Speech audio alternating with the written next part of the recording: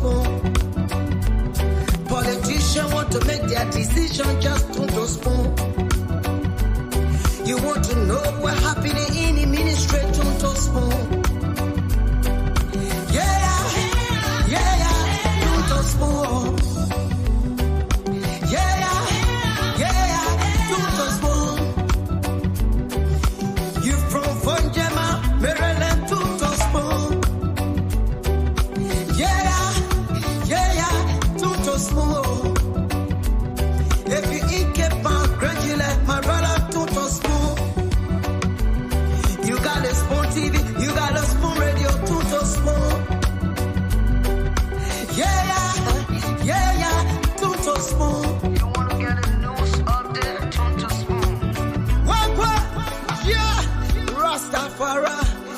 Kilibamba, kilibamba, kilibamba. Kilibamba, kilibamba, kilibamba. What I want? Yes, what you about today? Yes, what you about today? We are laughing at the honors ministry work temporary employment for committed youth. Honored President Waka stage of protest in demand of their salaries. Let's take you through where they are currently.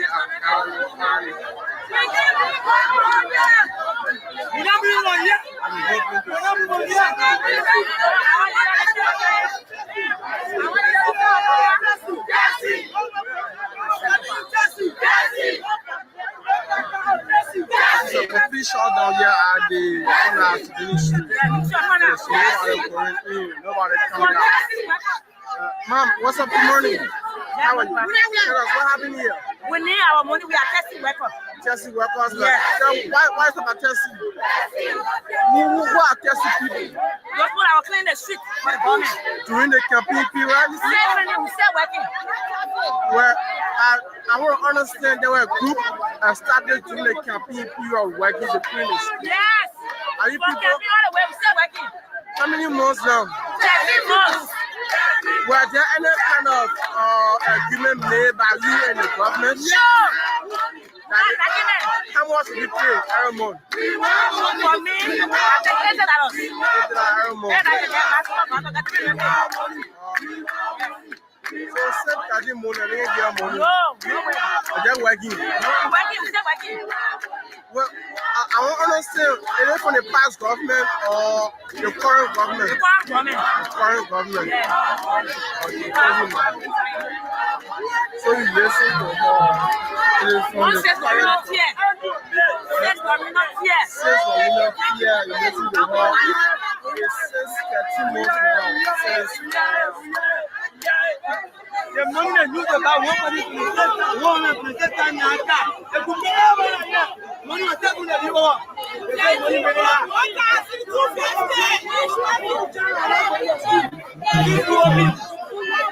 I want to not be your school.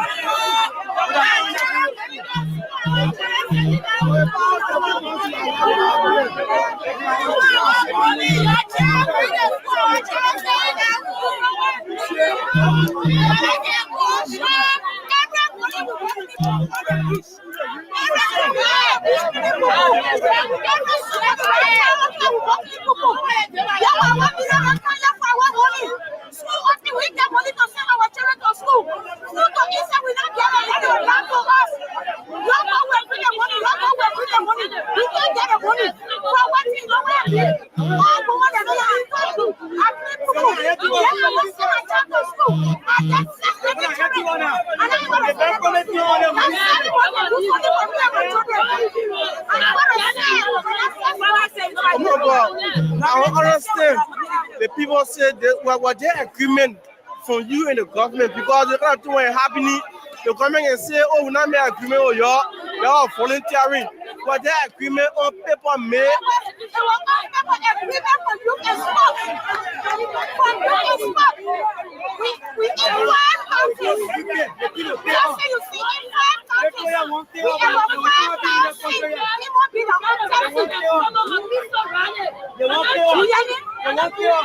So since you saw people doing a campaign down or cleaning the street, they see thirsty people, but then we understood that at the end of the day, there was compensation given.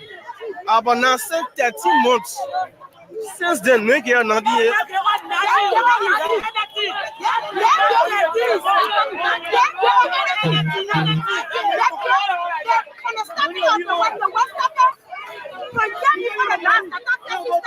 Yeah.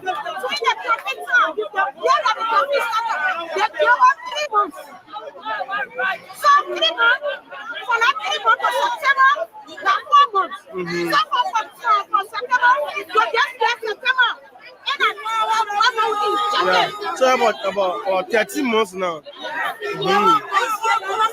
Yeah.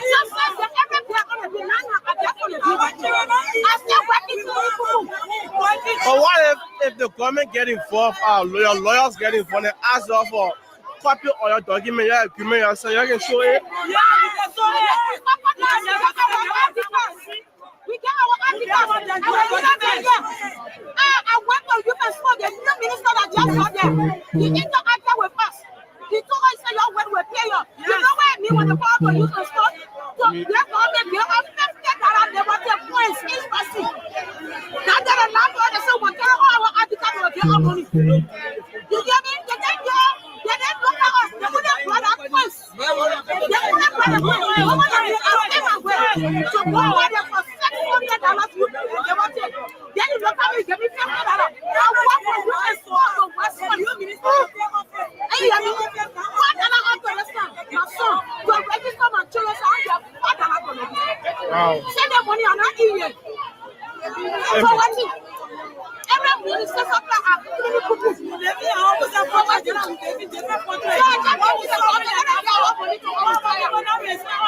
All right, man. Tell you, man. Listen to the victims for ministry of total shutdown. Listen to them since 13 months. They are yet to take pay since the date of inauguration or election. They begin to clean the street with tangible documentation in agreement between them and the government. They are yet to receive a farm from the government since 13 months. And they are now calling on the reputable authorities that are involved, like the Ministry of Youth and Sport, the Finance Ministry, to see reasons to intervene. Government that will show visible signs of progress in the country will be known after 6 months. And because Georgia was known after 6 months, roads were being constructed. Government reduced salaries. What has been the tangible, visible sign of productivity of a government in that months? MOUs, $3 billion from China. I signed a $2.5 billion swap deal from China.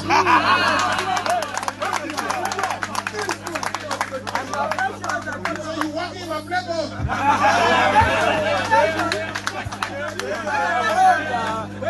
We are signed. That doesn't mean that the money came. Let's stop deceiving the Liberian people. Let's stop using misinformation and propaganda and optical shenanigans to impress the Liberian people. And I will speak directly to the Liberian people tomorrow.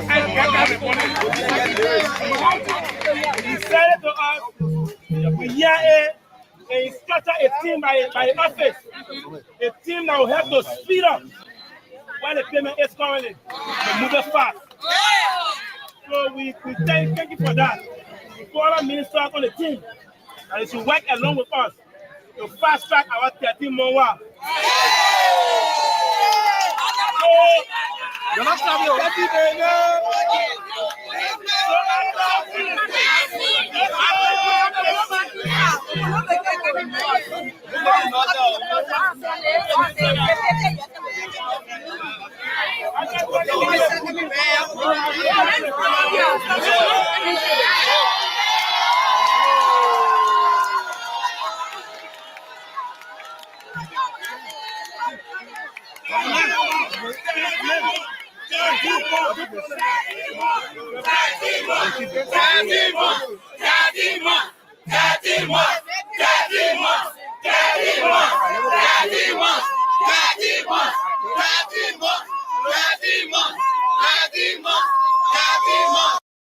To carry the rightful information.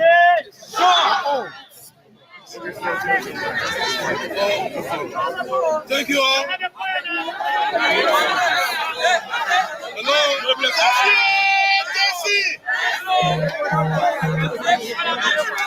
Open the corridor small. Open the corridor small. Open the corridor. Open it. Open the corridor small. The corridor was here. Open the corridor. Now open the door to the minister. Open the corridor, please.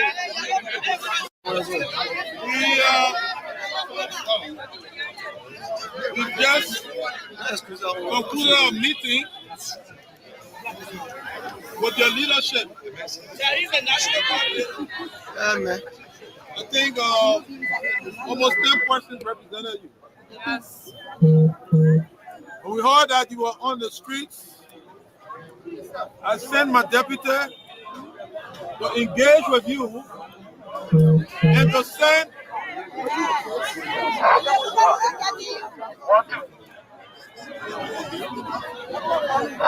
hello? Hello? Is it better now?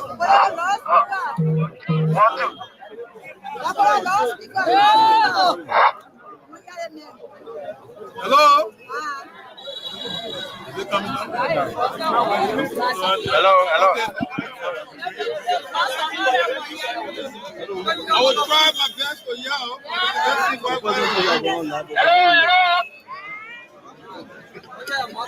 Hello? I will try to be as loud as possible.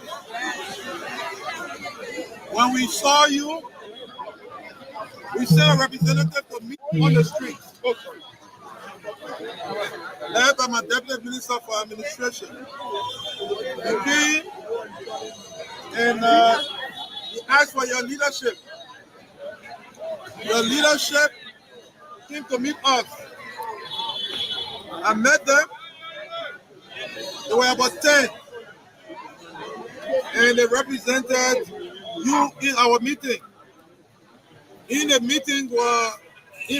meeting also I had 2 deputy ministers and the Controller General and others from the Ministry of Finance. So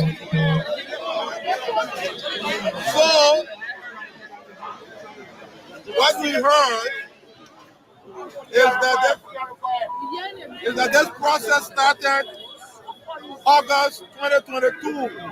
No, February 2022. And that the last time government paid you was August 2023. Since then, according to you, the program has continued and you haven't been paid for 13 months. And you've been working with the Ministry of Youth and Sports and others on the payment. That was what was told us. What we told your leadership is that we are setting up a 3-party committee that will comprise the Ministry of Finance, the Ministry of Youth and Sports. In fact, Ryan McGay is on his way with a team. And then your team, you all work together. You want to confirm certain things. The things we heard from the street in there, my people got to confirm and get some details. Now, when it is confirmed, what you tell us is what is confirmed. The thing I tell you is that government's obligation must be settled. When we came in 2006, I remember the government owed civil servants up to Taylor's regime 38 months arrears. So whereas the government was paying people currently for all paying arrears on the 38 months were clear. So there's enormous difficulty that's not only coming from you, but from a lot of others like you. Everyone is pressurizing for payment.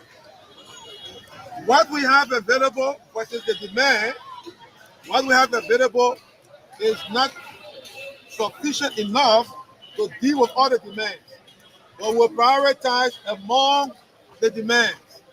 And we'll discuss with you after we confirm the payment, how to pay, when to pay, and everything.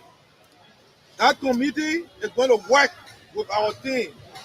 Maybe in a day or two, we'll be able to tell you tangibly when we start to pay, how long will it take to clear it.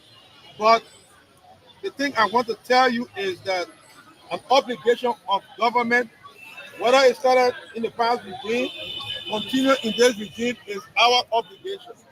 They pay. How long will it take to pay will be determined by how much we have. So we will work out a payment plan with you, and we'll try to ensure that we start to pay as early as possible based on what is available and based on all the other pressures we are facing. So that's why I want to tell you, you don't have to be here, you are, except you don't trust the people that you sent, but they are on a committee already. They're starting work today. Minister Miguel and his team from Movement Post, they're on their way. So let's give them a chance to work. In a day or two, we'll be clear on everything. Thank you. So this is my message to you. Thank you for coming, and we are working with your leadership to resolve the issue. Thank you. My brain first again, my name is Blanco. I spoke with one of the supervisors and he talked about the lawmakers that they've been working with. Oh, then if I had it,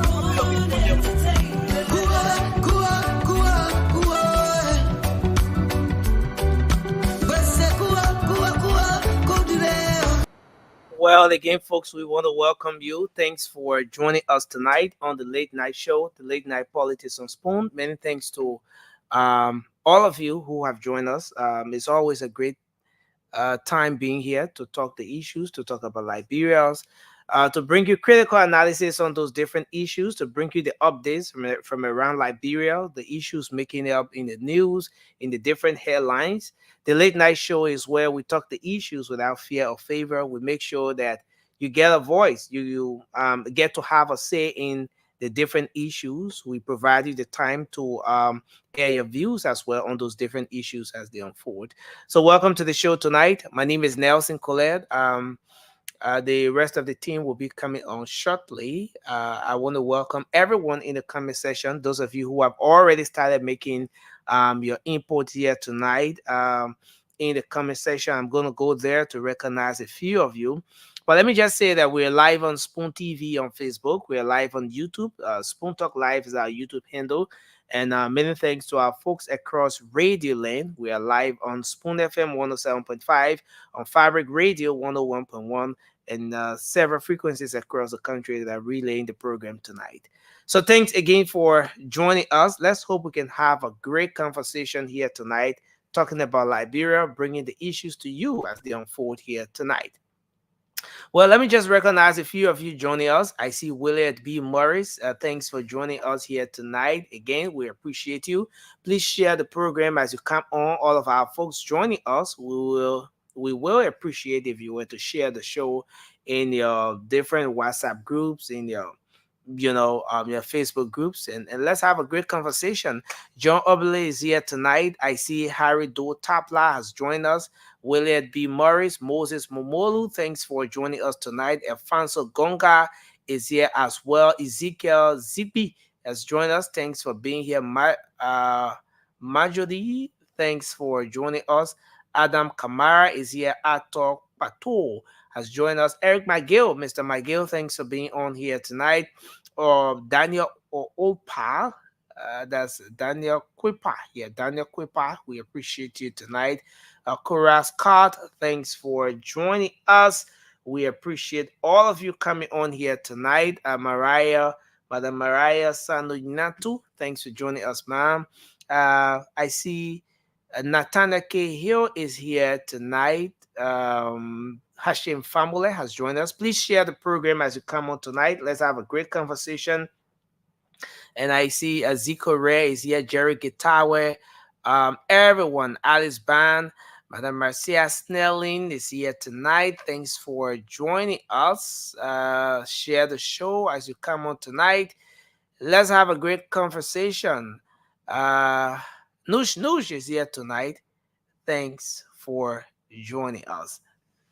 Let me go across the table and bring the team on. I see the man who comes on with the is it behind every dark shade there's a bad eye. I don't know whether he has a bad eye or whether he comes on with some bad eye or bad intention always. But let me welcome Raymond Zaze. Mr. Zaze, thanks for joining us tonight. It's good to have you on. Thanks for having me once again, brother. And thanks to all of Am our I, audience. am I sensing that you're a bit low? Oh, Okay. yeah? I need to increase the volume then. I think it was from my end. Yeah, you could. Okay.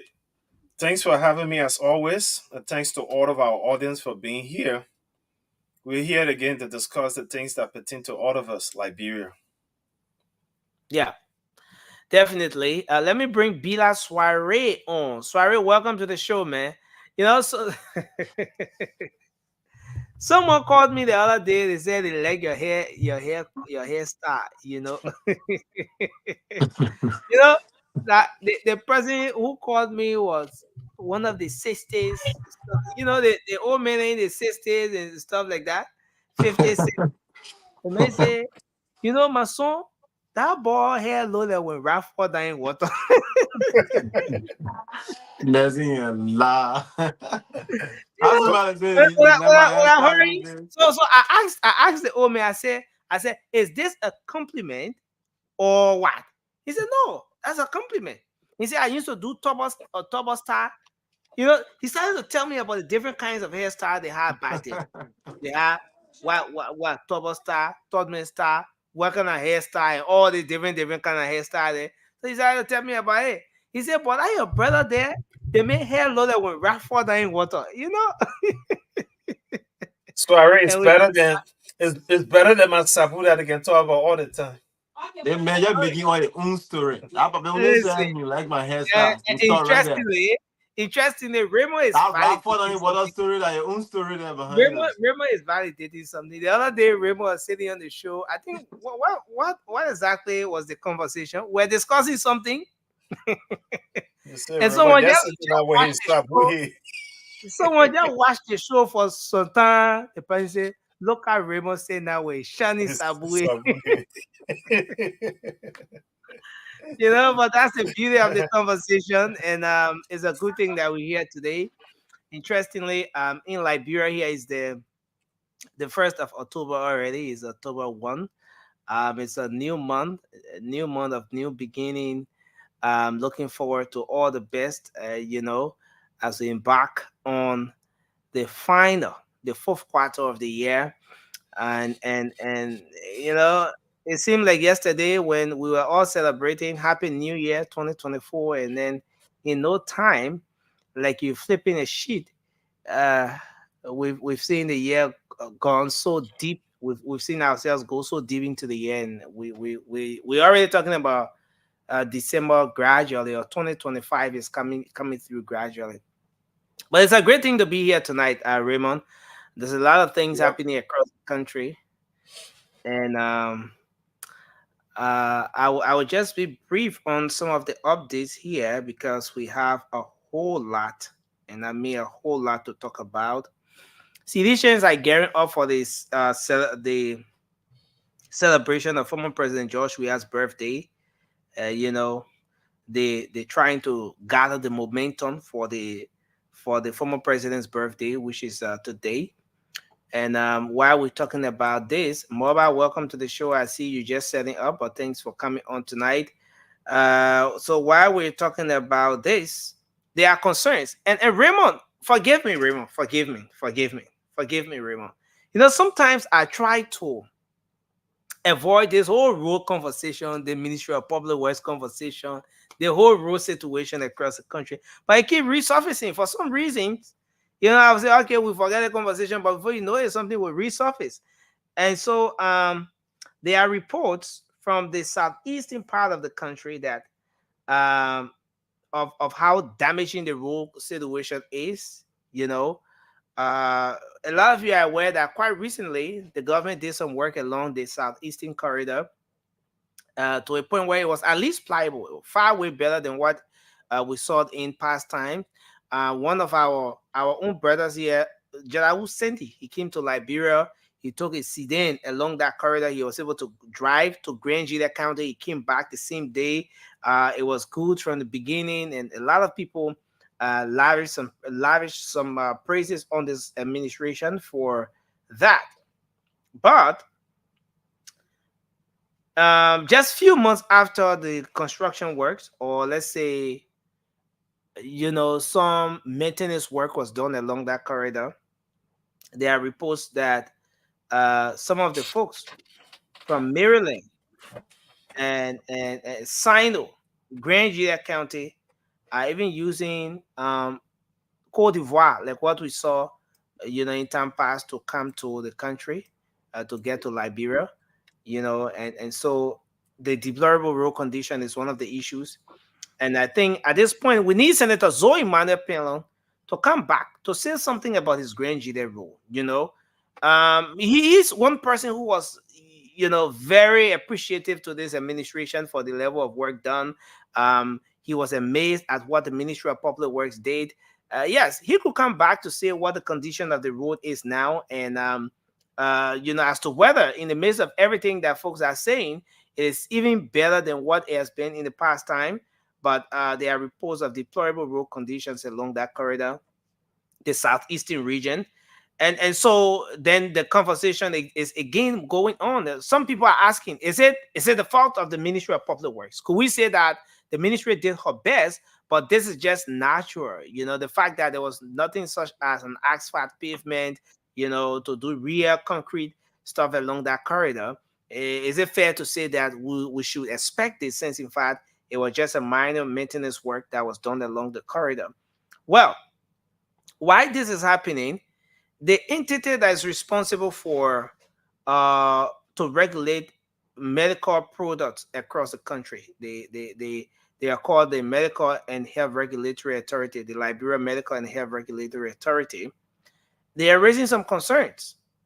Their concern this time is about the proliferation of expired drugs on the market, on the Liberian market. And this is something that a lot of people have raised some concerns about. I remember there was a time when you will see there are agents around in the different places in the market going after those guys who sell the tablets, the pills in the buckets. You know, I mean, all of you here from Liberia, you know what I'm talking about. Pharmacy in the bucket. You know, they get all the different you know, medication you can think about, the tablets, everything in the bucket. You know, so at some point they were very very much involved with the process, trying to make sure that those individuals are being regulated, you know, taking away their items, since in fact the method being used, how to store the drugs and all of that, did not conform to what the process, you know, their own standard or guidelines said. This time around, they are coming back to say that the proliferation of expired drugs in the country is attributed to um to some of the humanitarian guest routes, or the medical supplies that are being brought in some cases by humanitarians. Now, and there are different steps to this thing with respect to how this whole thing started. how we got here in the first place. Because in some cases, the humanitarians will go out there lobby to bring the medical supplies to the country, and then in the process, at the port, the storage, the different processes will delay, sometimes 3 months, 4 months. But then on those containers, you have medical supplies, you have the drugs that are supposed to be taken to the hospitals so that the people can make use. And then it will run into the expiration time and all of that. So the health regulatory authorities is saying that the issue of expired drugs on the market is serious. And one of the factors leading to that has to do with humanitarian assistance that's been brought into the country, sometimes by you know the folks, by the humanitarians and stuff like that. Well, the pro temp Senator Yomli Kanga Lawrence is expressing some optimism relative to Liberia's bid for a seat as non-permanent member at the UN Security Council. She's saying that giving Liberia own role played over the year. Liberia as a founding member of the UN, and Liberia as a country who has gone through some dark days and was able to get herself back on feet, moving so strong as one of those countries that even other countries in West Africa and across the world that have been through worst crisis situation can look up to as an example, or to pick up some pieces from with respect to how Liberia was able to regain herself. Liberia is best suited to take on the seat at the UNGA as a non-permanent member. She's expressing some high level of optimism with respect to that. Today, there was a protest at the Ministry of Finance and Development Planning. The folks who they are under the banner temporary workers of the government of Liberia. Initially, they started work sometime in 2022 and under the previous administration, but then there were some issues, and when this government was elected, they brought them again on board, and then they started to work. Those are the guys who were cleaning the streets and making sure that the different places are clean for inauguration. And even after inauguration, they continued the process. The government said this is something that we're going to continue, since in fact we want to keep our streets clean. But the guys are complaining that they've not been paid for 13 months, and so they took on to the streets today, the Ministry of Finance, precisely to protest, to get government's attention. Since in fact they've been working for the Ministry of Youth and Sport, but they went to finance believing that it's the Ministry of Finance that sort of controls all most of those things, payments and stuff like that, the fiscal policy of the fiscal arm of everything, while the central bank controls the monetary aspect. But while there, the finance minister was able to calm down. He got down, and he was able to speak to the protesters, gave them some assurance. A committee was set up today to probe the situation, to look into what their grievances are and be able to find some solutions. A committee was set up comprising of their own leadership, the protesters, folks from the Ministry of Youth and Sports, since is that entity that has been carrying on this entire process, Ministry of Finance, and it's a whole teamwork that the different parties are getting involved with. Yeah, so that protest was on today.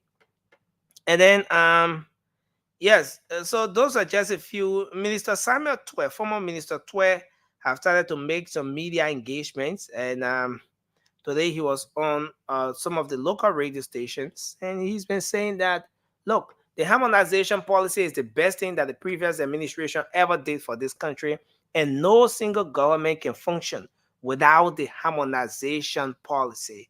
If any government should succeed, the harmonization policy is one of the legacies of the CDC administration that no government can get do away with so easily. And then maybe the final one I would like to throw in, since there's a whole lot happening across the country today, is that the how do you call it? Oosh. Let me get all right. So I think I'll hold it at that, because something, something, something, something. I don't know. I don't know. I don't know. So I think we're gonna go around the table to do our opening, and then we can uh, we can come back to get the show started. So maybe Mobile, you want to kickstart the opening, then we can Yeah, move to no break, problem. and Yeah, then no problem, Destiny. Thank you, Destiny, and thank you to my fellow panelists, and thank you to our viewer around the world, but especially radio, Facebook, YouTube, and all the gadgets. Look, Destiny, you see how much we understand, like Liberia. We're coming every day. We talk, we talk, we talk, we talk. But I hear people saying Liberia broke. Liberia don't have money. Liberia can raise the budget up. Nursing, all that is false. If you look at the amount of money that government spend, the amount of money that government, I mean, the representative, the senator, take from that country, nursing, it can develop that country if they devalue it. Because we're talking about gas lit, we're talking about cars, we're talking about when you get coke, they pay your coke. The government of Liberia got to pay your coke? So all this small money, you get people who working clean the street, and you own it for 13 months. And I listen to my people on your Facebook page, some do acid do talking about at least we need to pay for 3 to 4 months, but we don't pay for 9 months. Why would you even make that comparison? Why you're not even come and condemn what you did in the past and what is happening? But you say at least we were happy. At least we used to so now we can pay for 4 months, 3 months, but you're for a whole 9 months. And the government came. We all keep saying the thing. The government came and saw all the things that going on. They got to start from scratch. So you see, so end of the day, next thing our country, that's something that will keep repeating itself. It will keep repeating itself until we can get a great leader. And for me, I don't lose confidence in the government yet, more especially the president. I don't lose confidence in him. I'm still looking up to him, and I want the best. I want him to stand up as a president and make sure some of these things be put in place. So our people who even on the street, you can have somebody who work for even 3 months, you don't pay them. How you expect for them to eat? How you expect for them to pay that rent? How you expect for that children to go to school? Let us get a sense of reasoning. Just common sense. You government official who some of them like the representative, the senator, the few months ago they said, oh, nah, I think 1 or 2 things are going on their car money. You see them all on the street. Someone carrying paper, they making some statement all on social media. Their car they are getting paid. Their car, what they already have, someone have 2, 3 cars. They talking about the common man. The common man. The common man. You think the common man not got value? You think he get family to feed? You think he get blood or he not Liberians? The president need to look into this, into half of those stuff, because any other day it will fall down, it will fall on him. And Liberian people will rise. And when they rise, it will not be good. You should allow the pot to get hot before you take it from the fire. Thank you, Nelson. Thank you very much for your input, Mobile. Raymond, you want to do your opening? Let's hear you. If the part doesn't get high, the food though. Whatever, we get your point. And again, let me say, it's just unfortunate. This rescue mission was instituted by the people to rescue the ordinary people. And it baffles me to understand that as much the presidency, the leader of the country, security is important. So getting a bulletproof car is needed. But using more than 1 million, $1.1 million to get 2 cars, what are our people having gotten paid for 13 months? How is that a rescue? Lawmakers can get their money to buy their cars, but our people haven't gotten paid. People who getting the peanut dye value of what they get, yet can get their money for 13 months.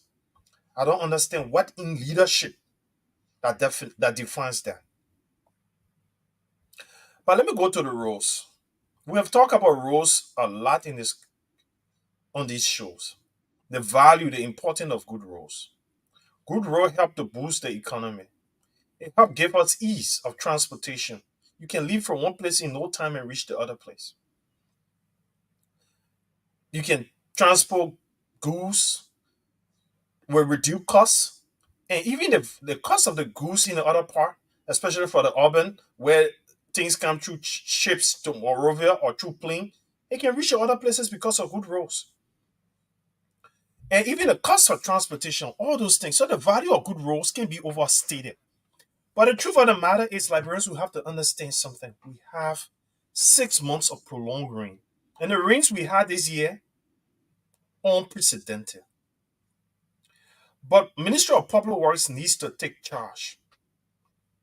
And they could not take much charge this year because it was a hurry that they think.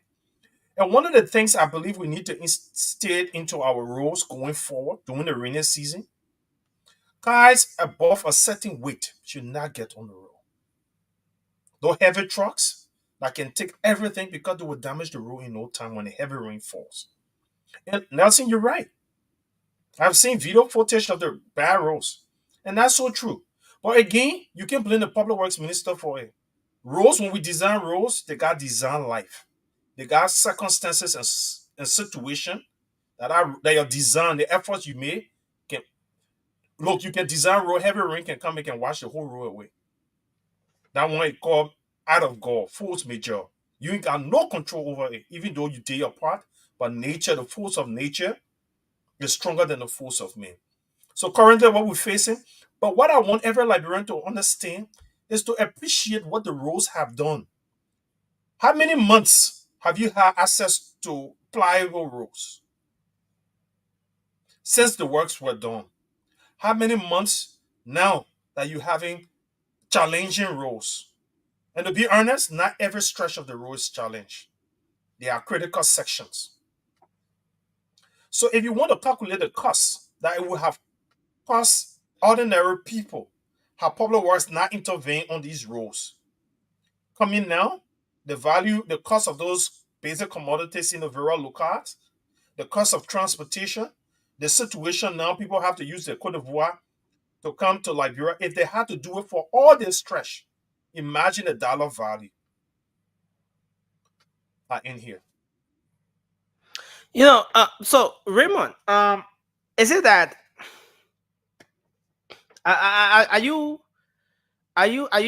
driving to a point wherein maybe Liberians should be grateful, given that some work was done along the corridors, though it may not be to the expectation of Liberians at this point, but that at least for some reasons, Liberians should be grateful because the roads were pliable at some point. There was some maintenance work done along the corridor. So because of that, at least for once, Liberians should be grateful in that maybe next dry season and maybe next year moving forward, the Ministry of Public Works will take charge. Is that the point you're driving at? Definitely. And considering even the budget, when the budget got passed, when money was available to public works to have even item on the road, the public works minister would have made an excuse. I never have funds. The budget weren't there. Liberians will be doing with terrible roads than what we have. Imagine the conditions of the roads after the election, when this government inherited the government, the conditions of the roads. Had they begun, if this rainy season had begun with those conditions of the roads, most of our roads not pliable. Goods and services not going nowhere. People ain't going nowhere. Or if they had to go there, the cost to go there, only people were going to be taking people. But because of those intervention, the roads got pliable for a period of time where there were easement in movement, goods and services, the value, the cost of those things were lower. Now it's challenging right now. But I'm saying, consider if no intervention had taken place, what would have been currently? And then you will appreciate this intervention. And the truth of the matter is the volume of rain are falling. And those heavy trucks, the roads can't stand them. The roads have failed. Thank you. Peter, you want to go ahead? Let's hear your opinion. Thank you so much. And let me begin by saying good evening to you, Rema, and to all those who listening. What about radio? What about Facebook or whatsoever meaning you viewing the show tonight? And I want to say good evening to my brother, Vasco. Oh, quickly, the brother gone back. But I think it's a good thing to be back and discuss Mama Liberia. And I've always been thinking to do my opening on the issue of traveling in Liberia, whether you find yourself uh, being like you find yourself being in Liberia, and you're so anxious to be in other country because of the economic situation, because you're not getting the needs and want that you have to get in your country. And at the end of the day, you want to put yourself out of the way to get into other people's country. And mostly we are so anxious to be out of Liberia because of the situation, and you don't want to sensitize certain things. You don't want to verify information regarding certain area before you go there. There are many countries around the world now that you have to be very careful as to how you engage yourself into, whether it could be scholarship, whether it could be the means of getting visa to go work, what it could be any good way you think that you perceive that traveling is. You have to be careful because over the past period of time we have seen people giving their stories about traveling and how they got into it. Some reason are not even genuine why somebody should leave their country to go in another country because I don't just want to be in Liberia. We understand Liberia is a place where the environment of the issue of how you should get job and how you want to see yourself as a citizen, it has not been the way we expect it to be. But you have to take time as to how you engage yourself into traveling. And of recent, I've been seeing a lot of videos about people giving story how they went Oman, how they went, how somebody ate their money to go Canada, how somebody told them that they got scholarship in China and other areas. People need to be careful. When somebody comes to you with the issue of a scholarship, you have to know who you're giving your money to. You have to know, you have to make further research. You have to have somebody there who giving a lot of testimony about that area, that this traveling issue is true, right? So basically, before you engage yourself into it, so I think we have different audience. I thought to just share that with the Liberian people that you have to be careful as to who you going around there to give your money to in regards to traveling. There are a lot of things happening around the world. There are a lot of things happening around the world, and people need to be careful as to where you're going before you be the victim at the end of the day. The issue about traveling, it is always like it's a risk in some situation. If you happen to leave your country to go in another country, if you do not succeed, know that you're not making fall with your life.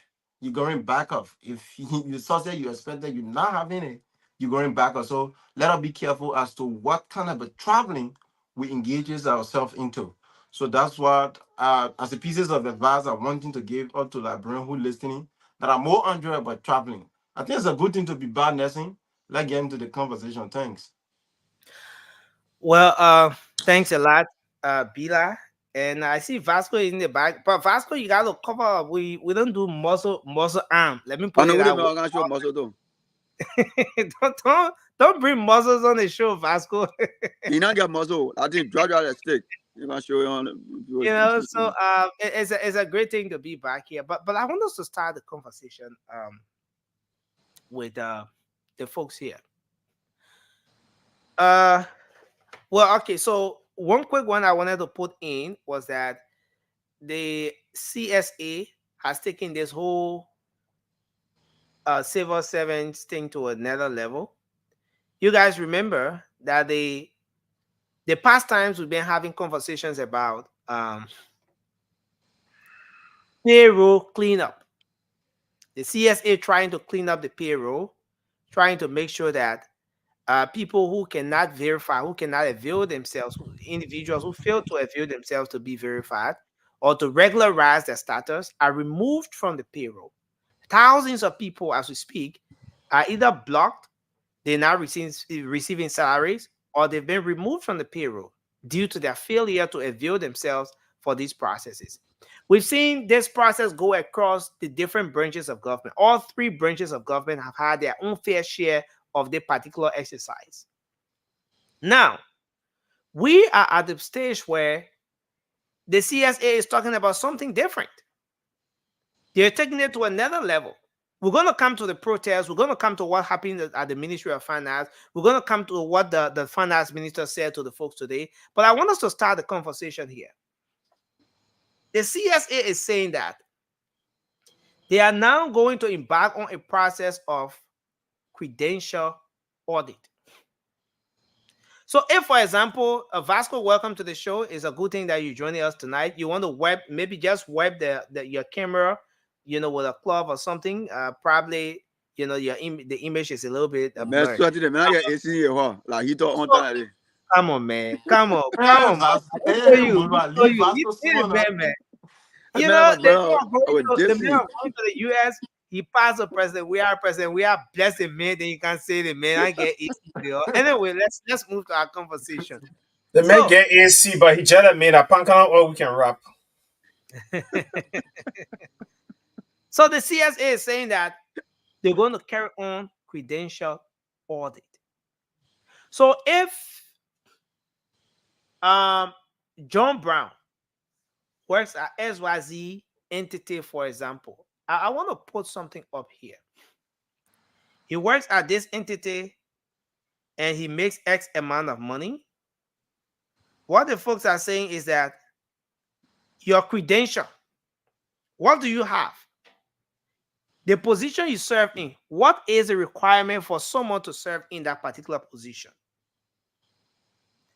Across government, what is the minimum requirement that people serving across government are required to have before serving in those positions? Okay, what you say you have, how did you get it? What sort of credential are you coming to government with? Now, the first exercise was met with lots of criticisms. A lot of people criticize the government, criticize the CSA for the payroll cleanup. Up to now, even as we speak right now, there are people who still have some serious issues with even the president of the country for not stepping in at some point along the way, maybe to stop the CSA boss or to take certain actions to save the thousands of people who were removed from the payroll or who were being blocked and are not taking salaries now. And at this point, it's about to get to another level where it's going to be about the credentials. I mean, what's your take on this? Is this progress that we are seeing right here? Is the CSA bringing about something that is going to be a legacy of this government? Or are we seeing a continuation of the quote-unquote witch hunt as the payroll cleanup was being considered or classified by some people? Is this something that Liberians should be healing at this point? I mean, let's start the conversation from here. Moba, maybe we can take off with you, and then we'll bring Vasco in at some point since he didn't get the time to do his opening. Yeah, thank you, Nelson. Look, for the payroll cleaning nursing, I think I don't have problem with that because, and second in nursing, people who working, right, they getting paid. So people who not working, how they getting paid? Go talking about payroll cleaning, people cleaning payroll. So how that work? I'm confused. I'm very confused. And secondly, the whole thing, people can, oh, the other person go to school, the other person go to school, they can work, certain place, or they shouldn't, because they get the diploma, or they get the accuracy for that place, so they shouldn't work there because they go to school for that place. Okay, I agree to that, right? But end of the day, everybody, like, sometimes, like, for example, right, if probably you do public administration, right? And I don't know which degree they're talking about. Let me be specific. I don't know which degree. Probably any degree can get and work any place, or you don't have degree at all, and probably you're working or you fake it. I think that's where the problem coming from. Like people go to school, they finish, and they will go to World Trade Center and do their stuff and go. That one too is good because it's also clean the system. Because we want, like, every country in the world, before you go there to work or do. You done with your man passes, right? Yeah, You gotta do double check. All right. Yeah. 1 second. All right. So, end of the day, everybody will be like, oh, okay, You know what? The person went to school and take your ID number, let it check behind you. Easy. Your whole stuff come down and you're done. But if you keep lying to the people, oh, the other person get it, one other person get it. I think end of the day, a lot of people will leave government because the last time Martin Cotty post on list and people were bashing at him, people were saying things. But what he doing is not, for me, not bad thing. Because somebody can take a point of time to go learn, they sit in classroom or whatsoever learning they do and get out in legit way, that document. And end of the day, you say that man, you put that man once out and somebody who that went behind the hall and do a proper party, you gain job money that man. And you know, it's not right. So for that, I will hear Martin calling and let him keep doing it. So it will make some of us see who want get one or two people who will make sure we attend our classes and we'll focus on one or two things at least to get our stuff done. So that's one better. But for the payroll, I will go up, I come down, I will say the truth. The payroll is right. It's right for them to clean the payroll. My only problem the only problem I get are people who not taking pay, people working and then taking pay. And I think the government need to speak on that because there's no way in the world people will work and they not get paid. That people can even sue the government, whosoever, they can sue them and they will win the case. That's it. Somebody can work for you and you not pay them. Only in Africa these things work. Not in the Western world. In the Western world, they put up you work 3 hours they forget they pay you. The moment you send an email to see it, they verify it, they pay you. So that's how it works. You should respect labor. You can't kind of people go in the morning, they wake up, they go to work. You even know how they went. You even know how to go to work. You know how they walk or they borrow money for transportation. You don't know all that one. You got to put that into content and then sit down and say, you know what? Let me focus on the people paying them. But for the cleaner of the payroll, I agree with it. If you don't work, how you get paid? People that on payroll, they're giving them free money. They're doing nothing. They're getting free money. You just sit down, they pay you. You sit down, they pay you. The end of the day, the post cleaning payroll, they have brother and vest. There's nothing to be fair. Everywhere in the world, people, you got to work before you get paid. Vasco push it 8 hours. End of the day, they pay 8 hour money. When you not go, they're not paying. And saying you get paid time, you use it, but in the system. That's how it works. But you will come back and you will justify it. You know why? Because of Liberia. Why they can say, yeah, they're taking people on payroll or they're putting people on payroll, yeah, if you ain't working. If you want to run a strict government, you got to put like a lot of systems into place. And all those systems should work for the entire country, not for one individual, for the entire country, that everybody benefit. So for my own take on this, I will want the government to pay all the people that worked for the government, let the government pay them. Thank you. Well, So, thank you, Raymond. Yeah. yeah, thank you. The first thing is, I don't think anybody will remove from the payroll. As much as we heard of this from the CSA, they said ghost names. Ghosts are not real people. They are fake names. And most time people do that as a means of corruption. They create names of people that don't exist. We work in our country before. We work on projects when NGO, not even government, Liberians were doing that, creating fake names, putting on the payroll. The person who do it, turn around, go and take that money and eat it. They ain't going to no person. So that was what the CSA cleaned up. Talking about having the right credential for the job. Look, every job you go to, you need training. And most people who go to school, what we do in school are training. We get it prepared for the job market. So if I come and say I'm an engineer and I got this amount of degree from engineering school, spend that amount of time, when anybody, HR person interview me, they interview me based on the information I provided, the expertise I've got, the extent of training, the knowledge I got, how I will come and impact that entity with my knowledge. But if I came with fake documents and they send me on the road, for example, to repair the road or design the road, because I don't have the training, I won't get the right value for money. So why should government keep me? That's in itself called corruption because I don't have it in me to give.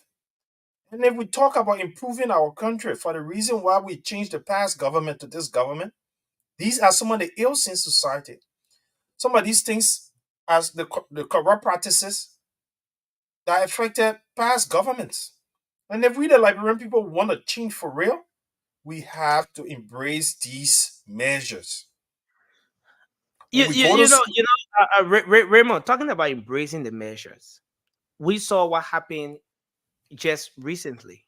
And I know you may have your own analysis around it. Yes, I can understand you're saying that those were ghost names that were removed and not actual people. But again, I also want us to consider the fact here that there there were people, there were actual people, not ghosts, who failed to turn up to be verified, and those people were also blocked. For them, they were not removed, but they are blocked.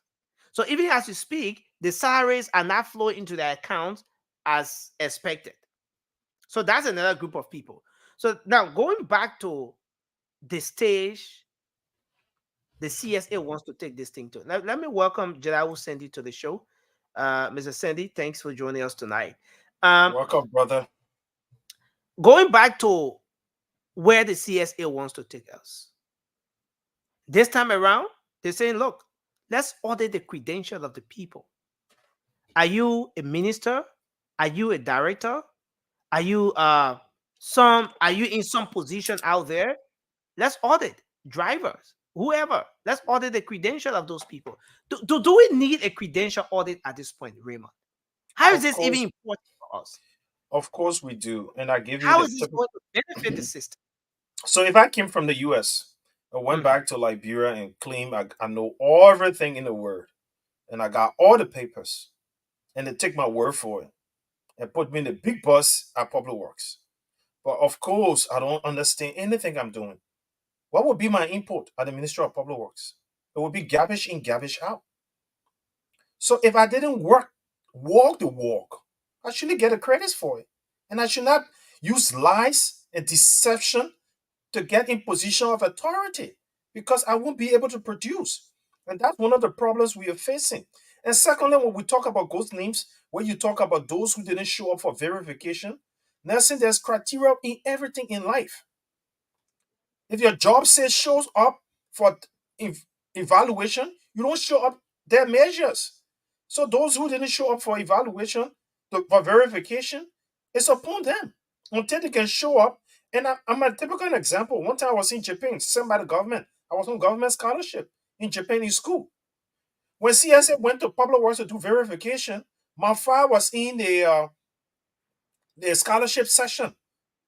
My whole file from the HR that took it and had it there. When they came to verify my file, my credential, and everything, nothing was there to show. So CSA blocked me. And nobody emailed me while I was in Japan so I could send a copy of all my credential and everything. I had to come back to Liberia. My salary wasn't running. When I came back, the harsh reality was there was no pay for me. But when you own scholarship, you're supposed to be getting paid. I came back home, I had to go to CSA, verify myself, and my salary started running. So that's just fair enough. And government should have given me they should have paid me for the time I was in Japan. I was running behind that until government changed and I just gave up. So yes, Nelson, there are always standard, there are procedures. If we do not allow these uh, compliance measures in our country, our country already corrupt. So we got to fight corruption by putting these small measures in place that will prevent deeper corruption. Because if we don't Thank you. do it, everything will be rotten and nothing can be safe. Thank you. Let's hear from you, Vasco, and then we'll take Bila, and then Sandy will be last. Then we transition to the next talking point. Vasco, your take on this issue. Thank you, Nelson. Let me say hi to you guys and hi to our listeners. I mean, I feel this issue is just, I think it's another waste of time. Like I said something the last time, if I were the president, the first person I'll fire from my government will be like, oh, Josiah Joker, man. Because, though, you keep bringing tension in the country.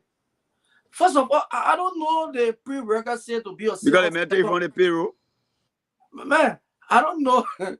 I don't know. No. I don't think Vasco was on any payroll unless you want to tell us that Vasco was on payroll because Don't he left man. the country. Don't But man. Vasco, you can go ahead. So, I'm not sure if you on any I don't payroll. know the Unless if you the want to tell criteria us like set something, before then work. you can tell us. Yeah, I don't know it. I try to do my research. to be a civil servant.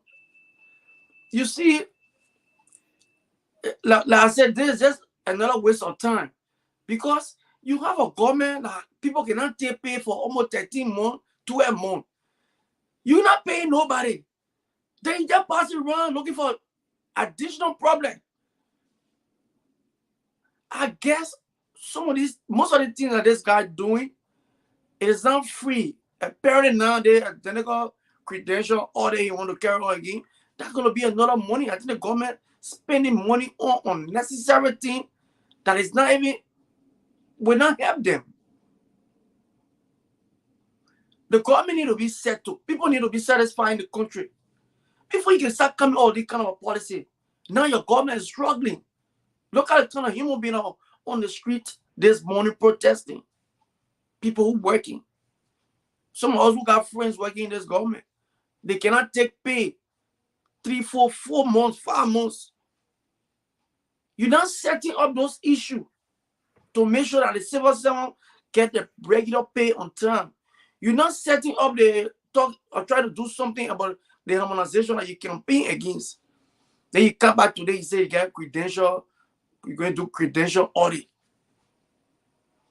Look, and what Martin Cody said to her, Martin Cody read one of his posts. He said, even the people, some of the people that want to do the credential audit, some of them don't even have proper document. So I mean, what they're trying to dig their own hole because people go out there to start to make research on people. Some of these ideas, they are not bad, but the timing, and this is the problem that the government have. They don't have timing. They don't know when to do things. That what everything they put their hand in is just a failure. At this kind of time, while everybody's struggling, even the work they can go do, they can get paid. They is passing around as you can do credential or audit. And some of the audits will just be against the people that you want to get out of power and bring another group of people. This means as if our the president will be the first man because they may cause a serious problem for the administration. I don't know whether you United Party put that they want to be a one term or government, or they trying to, and after the 6th year they can go out there again and win election. Because most of the thing, you look at the wage bill. They may not fire more than 7,000 people, but the wage bill went up. So to you people that are here, what took the wage bill up? 2 things. Either you paying more salary to the big shots, or those people they have fired, he brought his own group of people and put them back. So why you carry on some of these things? So I mean, I will stop here. This man is not a good man for that area. It will cause serious problem for the. Thank you, Vasco. Bila, friend, I'll go to Jalayu. My man, Jalayu, long time, my man. How you doing? Lord, thank you. And let me say thank you so Nelson for bringing the unique topic out. You see in Liberia, we have always complained that people that have the ability or people who have the right credential should be put in the right place at the right time to get the kind of a productivity we want to get in government. And all of you will agree with me that is not only restricted to Liberia. If you do not have somebody who have the right credential, the right experience in regards to putting them in place that you need success, that place will not be productive. So at the end of the day, we will continue seeing government upon government coming, we're not getting the right productivity, right? So that decision by the CSA director is a very unique thing. You hear a sedition telling you that the president should get rid of somebody who is among the best 5 or one of the best says that I know in the government. Then you should know that these are guys, those are people who serve in power, but their focus will always to just bring people in certain positions and not really looking at what they have to offer. And I hope the CSA director will look at the likes of King Johnson. And I hope the CSA director will look at, I know we know names upon names that we can call here now tonight that we think it would be a very prudent thing that the process or the implementary aspect of the credential audit should be holistic. Because when we talk about, on the other side, argue about wage home, that is because maybe in the minds of Liberian, things has not been done equally. So at the end of the day, we're gonna see things going from one side. But I know Josiah Joga is a very unique man in his own way, and he comes with a lot when it comes to when you talk about that position himself in. So I believe that he's gonna do the right thing. I'm just calling one person in here today. We know a lot of people who serve in government in certain position based on the champion the cause. They were behind Joseph Baga, Munya, all the business thing. And people should not come to government on the merits of being a militant, but rather what you had to offer in government. Like we have our brother Raymond, he wasn't a member of the CDC. He wasn't a member of any political party, but what the brother has in terms of where he found himself, based on that, he was employed in the government of the CDC and Erie Island government that I know of. So basically, if we have people with certain things in terms of product in them to give to government, I think it is right that they should be put in that position. There are a lot of people in government, and I want to believe that it should not be, like I said, it should not be restricted. There are a lot of people we know in government today, they're serving some business position that falls under the authority of the civil servant. They are involved and they should be get up. Kudos to the So, director. Bila, are you saying that this is something that Liberia needs in the midst of the complex situation, the complex issues, the different problems that the country is faced with? Given that the payroll cleanup was just rolled out, you saw the backlash, that it received from some people who were affected. But again, there are others who went on to praise the process. Do you see this as something that's necessary? Be that maybe we should go back a little to see how much of an impact it's going to have on governance in Liberia as a whole, on productivity. On the other hand, talking about credential audit. Nothing, even where you sit as a journalist, there's nothing perfect with you there. There's not everything perfect with you. There are shortcomings. There are some mistakes you made out of the way. But that doesn't in any way neglect the fact that you are a good journalist or you're not part of some of the good journalists that we know in Liberia. So here's the thing. There was some shortcoming. There was some error along the way. But can we amount this error to not making progress, to not seeing government from a progressive stance when it comes to what the CSA were doing? I said no. Thank you. The brother has some errors. They acknowledge that along the way. But it doesn't amount to how people see it like the Vasco there one for the president to get rid of him.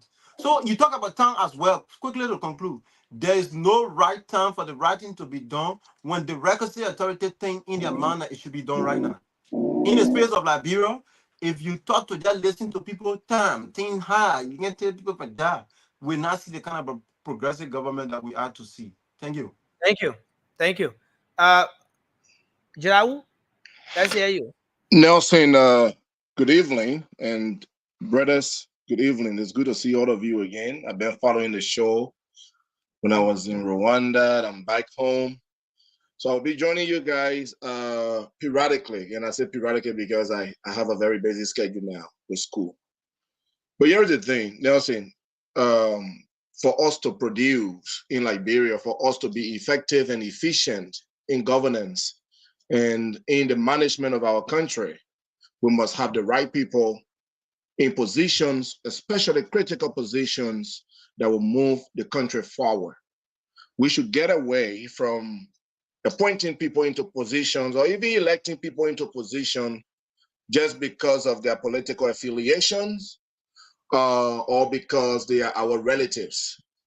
The bigger picture should always be Liberia. And if we're going to put Liberia first, we must find the best minds that will do the work for our country. Liberia currently we struggle with what I call categorize into two different places or categories, I should say. The first thing is that we are not patriotic. All of us are not patriotic. We don't love Liberia enough. It's always what we're going to get from that country. It's never what we're going to give to the country. The second thing is we struggle to put people, qualify people into positions that will move the country agenda forward in a very efficient way.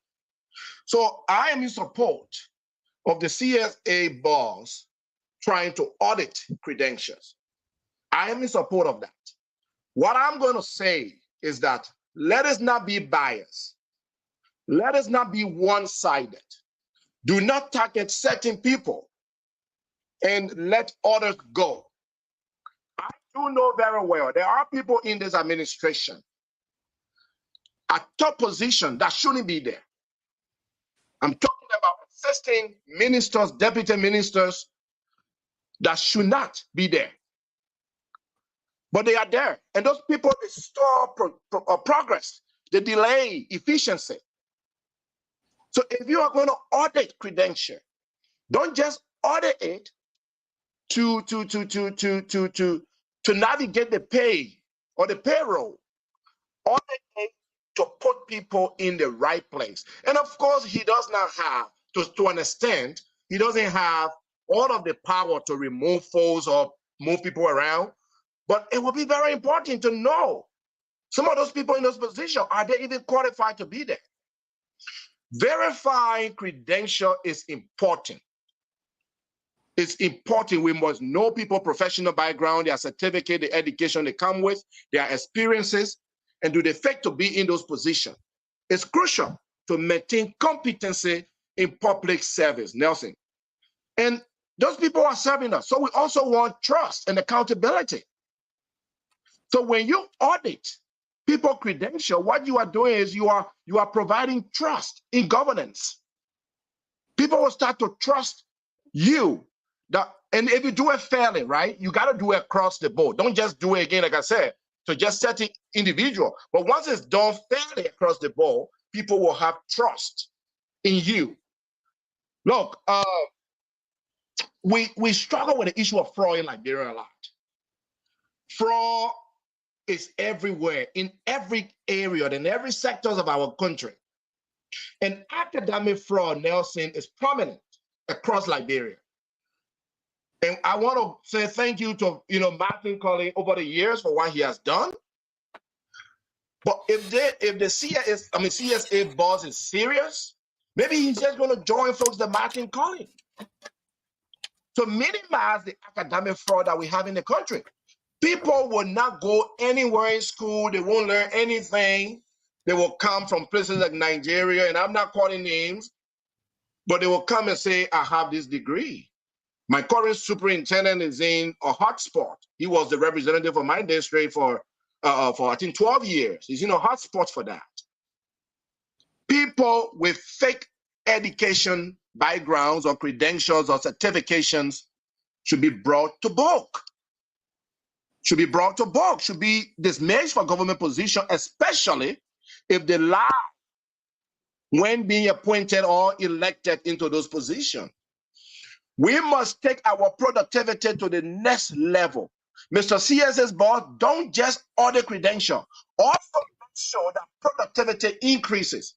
That means people should go to work on time. They should stay on work. Nobody should show up at 10 a.m.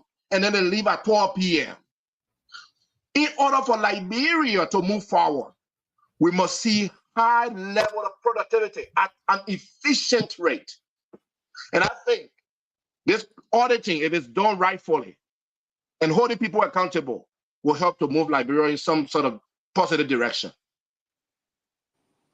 You're on mute. Nelson, you're mute. Oh, okay. Yeah. Thank you very much, Cindy. But Nelson, I'd like to throw something in just before we move on. And that would be a response to my brother Soiree and my brother Cindy. The truth of the matter is that's everybody embraced, excluding our brother Vasco, this initiative. But there are one group of people that's off the hook. And truly, that the weight to scrutinize those people were on the senators. So once the senator passed those people, the senator also passed their credentials because they submitted their resume with everything to the Senate. And once the Senate passed those people, the Senate have endorsed the information, they have done background check on them. So the CSA is only restricted to people that met in government or people at the level that the president didn't appoint. But I think we need to find ways to recommend to the president because, like, some of you know people by names and you know their stories, you know them.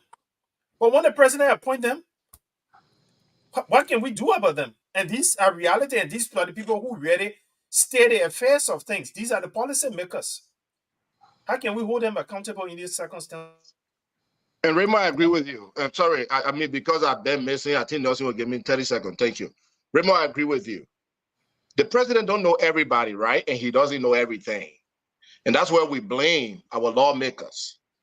Who over there that will just confirm anyone and everyone? We saw the confirmation process. They barely took time. They barely took time to, interview or critically critique those people and try to understand their background. They just confirmed them. That's a problem. They are our major problem. Well, thank you. I want us to go quickly to this situation with they are called the TINSE, is the temporary employment for community youth. That's the name of the program. That's the name of the group. It was initiated under the previous administration. This particular process was rolled out in February of 2022. The goal here was to make sure that the streets are clean. The goal here was to ensure that those young people have something doing, that they are busy. Since, in fact, the government at the time, the CDC government, was an administration that was heavily supported by the young people, the intentions were very good. And those people started working. They were recruited. The entire process rolled out in February of 2022. Those people worked up to 2023. And they were paid 3 months, 3 or 4 months. I want to get it right. And following that, they again started to work. Ran into the previous into the current administration, and good enough, when the government was elected, the government then decided to say, look, we want the streets to be clean. Inauguration is coming. You saw Marie and the other people that came in to the picture, the mobilized young people. Even the current city mayor now, he has his own team he was working with.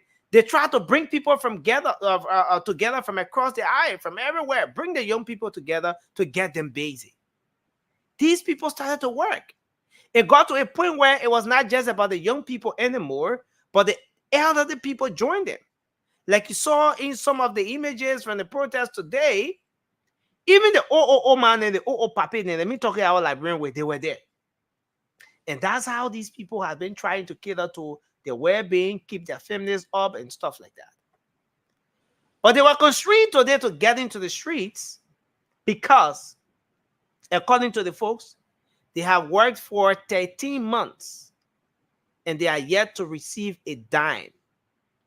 According to some of them, they felt relief when they saw the new government being inaugurated. They felt relief when they saw the energy that the rescue mission was coming with. They felt relief. They felt that hope was on the way, giving everything they saw from a distance. Okay, so CDC recruited us.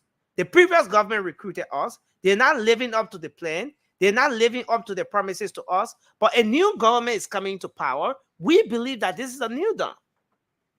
13 months. The folks are yet to be paid. We're talking about over 1 year. People going to work every morning, cleaning the streets, cleaning the places, the different corners of the country. Some of them said they bought their own brooms, the equipment they use to clean the places. They will have to buy their own stuff. They were constrained to take onto the streets today. And the Minister of Finance got into the picture. We're gonna take 1 minute over the response of the finance minister today. But let's take a look at the circumstances surrounding those people getting to the streets. I mean, your fair analysis on this issue. Is it something that should fall at the feet of this administration?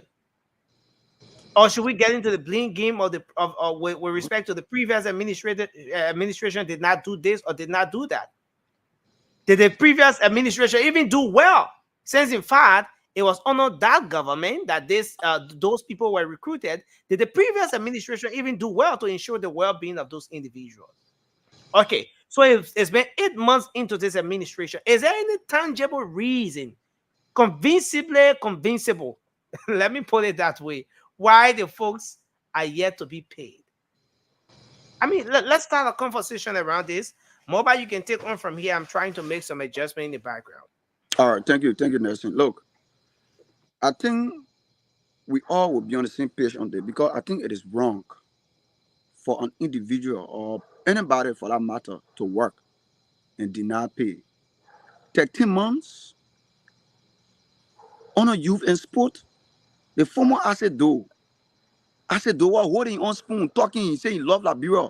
He was there. I'm blinking you. I'm there trying to lay the basis and also come to the government and hold them responsible. Asedo already on spoon. But you were there. You were there. We used to see the people on the street every day. But you were there. We used to see the people that broom protesting in front of the finance minister there. You were there. And then end of the day, look, then you come here, you work in government. Some of them work in government. That's the topic there. Mama, that's the topic. Don't, how you calling me, mama? Let me say my own, every time you say your own. That's the topic. I said to work to UN Sport. At UN Sport, he worked there. He worked there and on UN Sport, all the people there, what? Sand, water, beach, and water, all of them get paid. But they were denied pay. Honor your asset do. And today on spoon advocating for who now? For itself to go back, swing and move for America here to go back Liberia. Swing and go again and start stealing money. But then let me come to the government, right? The previous government never paid those people for how many months compared to your money? Because now I think 8 months now, or I think 8 or 9 months, right? So for the past probably 4 or 3 months, the CDC government not paid those people. Now you there. And one of the pedal you preach on was to look after people, was to pay your people. You can sit down there, end of the day, your people work and you don't pay them. The end of the day, you think will come here and praise you. No, you'll not be no different from the CDC government. Because that's the reason why the people change government for change. They change government because they let you, Mr. President Bwaka. They change government because you know the job. They change you because Georgia ugly. No, they teach you because some of these things that Georgia was doing, they want you to come there and teach it. And that's some of these things. People work 13 months. For God's sake, man. 1 year, 1 month, you get paid. How you expect for that people, children to go to school, for them to eat, for them to transportation from where they are to come to work? We got to use common ideas on this thing, because it just sometimes I hear the thing, it just help me. But I mean, it just help me because lawmakers making money, they getting their pay on salary. People who in the cabinet, they getting salary on time. They getting money, they buying expensive cars. But the grassroots, the people who sort of circulate the money in the economics and they're working for 13 months, you pay them. They think we can't sugarcoat anything. Thank you, Morgan. You talk for 3 minutes. It is wrong. But you come. I mean, that do my. It is wrong. So end of the day, we hold the government foot to the fire. Please, you got to pay those people. Pay them, pay them that whole pay, and pay them for the money will be in. Pay them. The country get money. If one lawmaker can buy 40,000 cars, the country get money. Pay those people. Thank you. Thank you, Moba. So to me, it's ludicrous, right? That's an abuse of these people, human dignity, that any government will not pay them for 13 months. And the truth of the matter is the CDC, the previous government, and the people rightly said it. They know what they were facing under the CDC government. So they wanted relief with this new government. For 5 months, the CDC government did not pay them. Because come to think about it, Joseph Boakai got inaugurated on January 22nd. On a government payroll, the 15th payroll should be prepared. So January payroll, not Joseph Boakai, that's CDC. But for 8 months, Joseph Boakai in office did not pay. CDC 5 months. The difference, Joseph Boakai going over CDC 3 months. That's not rescue there. That's not rescue. And there's something called dignity in labor. No matter what work people do when they use their human effort, it should be respected as every other job. I don't want to criticize the process, but I think government can do it better. When we are public works and we needed to clean drainages in communities, we we hire contractor companies that register paying taxes to government. They went and recruited people in the communities. And we pay them that money, they pay their people. If government can manage this process, that government give it to the private sector. Let people go establish our companies and government come and they pay them. It's going to be better. But to have people work for 13 months, they got kids to feed. They got responsibilities. They got home to pay for. Some of them don't own their own homes. Even if they own their own homes, they got their kids to go to school and many other things. Joseph Boakai, what sense does that make? Rescue mission, all of you that are there, what sense does it make? And even at that, the people were well behaved today. I heard some of them saying, we just need someone to come talk to us. We will go and come back again. Let them come and tell us something. It's inhumane to treat your people like that. That's not a rescue mission. That's not what we signed up for when we supported you guys. You guys got to do better. We don't know what the problem is, but it doesn't make no sense. For 8 months, someone should have looked into this thing. The people never needed to get on the road. As they said, they've been to the Youth and Sport Ministry a couple of times. And I know you guys get paid. Civil servants get paid. Why should be one group of people not getting paid for this length of time? It doesn't make no sense. We should condemn all of you who are responsible one way or the other for this. And I think some people need to be penitent measure for these things. If someone has a responsibility and they're not doing I think their work well, like we talk about efficiency in government. Time factor matters. What did you do? What was the productivity in the time period? We need efficiency in government. We don't have the people just come get a job, show up to office and get back home. What did you do? When you show up to work, what did you do? What did you accomplish that day? It's the result of some of these things we've seen. And people are suffering. Lives are going under and down. So, but Raymond, someone may just be saying that, this government has been in power for 8 months. This recruitment started since February 2022. How about the previous administration? Raymond, do you think that if the previous administration had done her had done her housekeeping very well, had set the foundation, set a good pace for this whole thing to thrive on, you think we would have been here having this conversation today?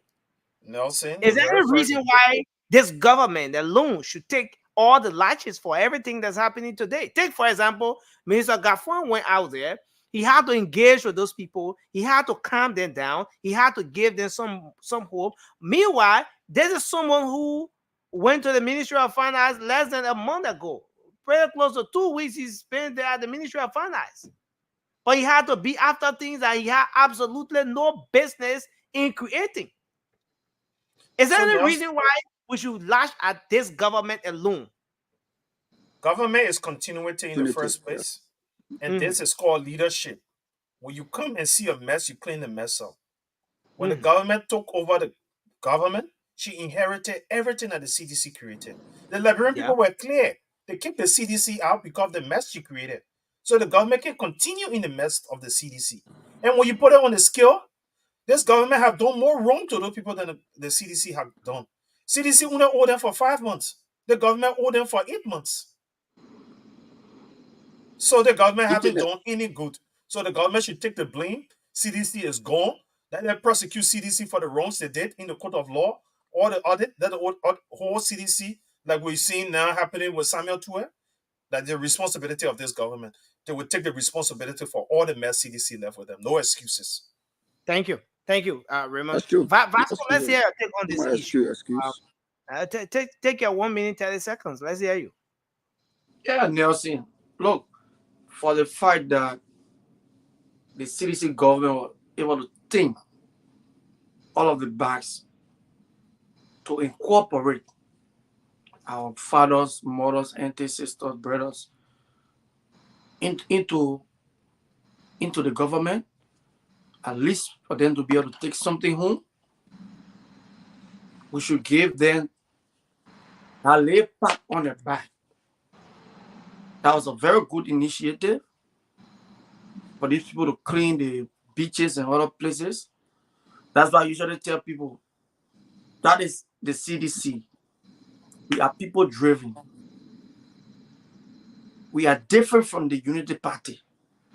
The CDC were able to create that avenues for at least people can go home with something at the end of the month. Although it wasn't easy. Our government king, we met, complete mess up country. You all You know mean mess up country? The country was messed up when we met the country, and Nancy. You think the thing now in Liberia during the United Party 12 years, it was something that the United Party government was, doing? No. United Party 12 years, it was the United Nations, NGOs, people all over the place creating jobs for people. So when CDC came to power, all these people pack up the left. We have to create avenue for our citizens. And that is why you saw the brilliant president, were out there finding resources, finding the means for our people to get something. We don't say we're coming to rescue. Now, the rescuers are in power. Nelson, I told people, I said, this government, there will be no foul march in our country. Everything will go backward. You want to put the blame on the citizen government for not paying these people? Look at the stealing that's going on. Again, Vasco, if the previous government was really concerned about those people, the previous government had a campaign budget of the amount. Why didn't the government look at paying those people, since in fact the campaign and everything was on ground at hand, paying those people and making sure that at least their part, boy, why are you going on with the campaign thing? Nelson, you work for the people, you listen to the people. Where do we settle this whole thing? Taking into consideration a government having a budget of 50 million. That was just Nelson, 50 million. This is a major platform. That is just a mere policy. Okay. Quote unquote 50 million. Quote unquote 50 million for campaign purposes. Show that CDC have 50 million. That was just some of the propaganda that was used. Let's take another one. How do we settle this thing, considering that there were brand new vehicles, not used vehicles, but brand new vehicles purchased, spread across the different districts, spread across the country, in the name of campaign, burn out with the CDC logos? I don't know where those vehicles are. Maybe you can tell us. But the vehicles have disappeared, whether they were repainted and those vehicles for CDC. How come the CDC had those people in mind? How come the CDC had those people in mind? The struggling women, our Oma, our Papi then. But those people were working, they were not being paid for. I know you're fighting hard, but the CDC was spending money to run campaign, to buy brand new vehicles for the people. But look at our struggling mothers. They were out there, Vasco. Nelson, how did we get here? I know most of the people on the street today, they are regretting. Some of them are regretting the action. Because the words that you people told the people you came to rescue. And that's when we're talking this thing, you shouldn't go back to CDC. Don't go back to us. Because there people say we wasn't doing it the right way, right? And I want to talk off from power. So you shouldn't be making that analysis to go back. OCDC did it, you know, for the fact that we want to create this avenue for our people to work. Yeah? You should clap for us. The thing that we created, this is it right now. And the government now, they cannot maintain it. You know, cities on the first, it was our government that funded this election. So these people now to pay 3 months. You know how many millions of dollars allocate the National Election Commission? So there was some factor that the people didn't take pay maybe for 3 months. We honestly will not tell you so were perfect. There was a time the people will not take pay for 2 months. 3 months they got to get in the street. But the government had to maintain that thing for 6 years. You should clap for us. You just go 9 months where you get the president and the vice president, the money not in their budget, can pay all our people for the whole year to buy 2 cars. Yeah. Okay. To buy 2 cars. They will say now you're talking that the issue here is, I mean, let's clap for the CDC administration. Thank you very much. I don't know. I think the people in the comment section will start clapping very soon, but let's hear you on this one, Cindy. Then we're gonna take a beat out. Nelson, look, the reason Rwanda is the cleanest country in Africa, and the city of Kigali is one of the cleanest in the world, is because of the people commitment and the commitment of the government to the people. Let me say that again. The people commitment and the commitment of the government to the people. Do you know who cleaned the city of Kigali? Old women. Old women. From what I heard, wives or widows of some of the people that were killed during the genocide. The government find those people, hire them, take care of them very well, pay them regularly, very decent wages. And the women on every street in Kigali, every single day, sweeping, removing, trash, even though you barely see trash, but they are always on the street, sweeping, making sure the city is kept clean. The flowers that are planted along the streets, they take care of them, they water them, they take care of it. The government don't disrespect them. No one disrespect them. The government pay them decent wages. That's how you take care of your people, and your people take care of their country. Look, when you employ someone and say this is a job for you, you must respect them. You must pay them on time. You must pay them what you said you would pay them. Even if it's not too much, pay them. I'm always in favor of timely payment of salaries. Whether it's just $100 a month, $50 a month, once it's coming timely, that person has something to look forward to. It's a gross disrespect and human abuse when you hire someone and you can't pay them. Yet, you go home every day with food on your table, your children are going to school, you have something to rely on. It's an abuse to our citizens who work in any given capacity but can't be paid their due salary. It's an abuse. No matter how you see it, whether it comes from George Weah or President Weah time, it comes from President Waka's time, it's an abuse to Liberians that you will put on the street to go clean the city and you can't pay them. Yet, you can't even hold the business people accountable. Nelson, do you know where you find the most trash in Liberia? You're in Liberia. In front of the various stores, the various supermarkets, the various shopping centers, right in front of them. That's where you find the most trash in our country. Some of them, the foreigners that have the big stores, Nelson, that's where you find the trash. Our government can't hold those people accountable. You can't try that in Rwanda. In front of your store, in front of your house, if they find a single trash, they're going to close you down, you're going to pay fine. Nelson, if you're driving in your car or passing anywhere, you chew the chewing gum and put it on the floor, you are in trouble. We must start to respect our people. Our greatest resource in any given country, the greatest resource is the human resource. And now say if your government don't respect the people, who do you expect to respect them? The foreigners? The Lebanese man who just come into country to do business? The Indian man who is there looking for money? You expect that person to respect your own very people that you don't respect? And that's why you find our people working for those foreigners in their stores and being abused.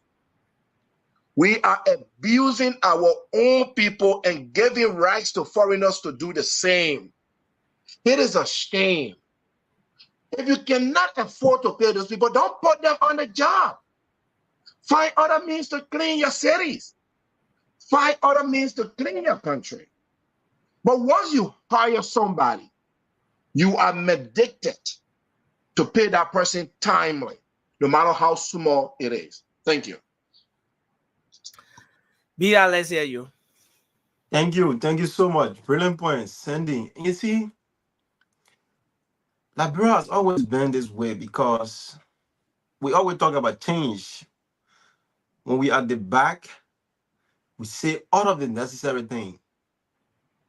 We see all of the loopholes. And it is sometimes frustrating, right?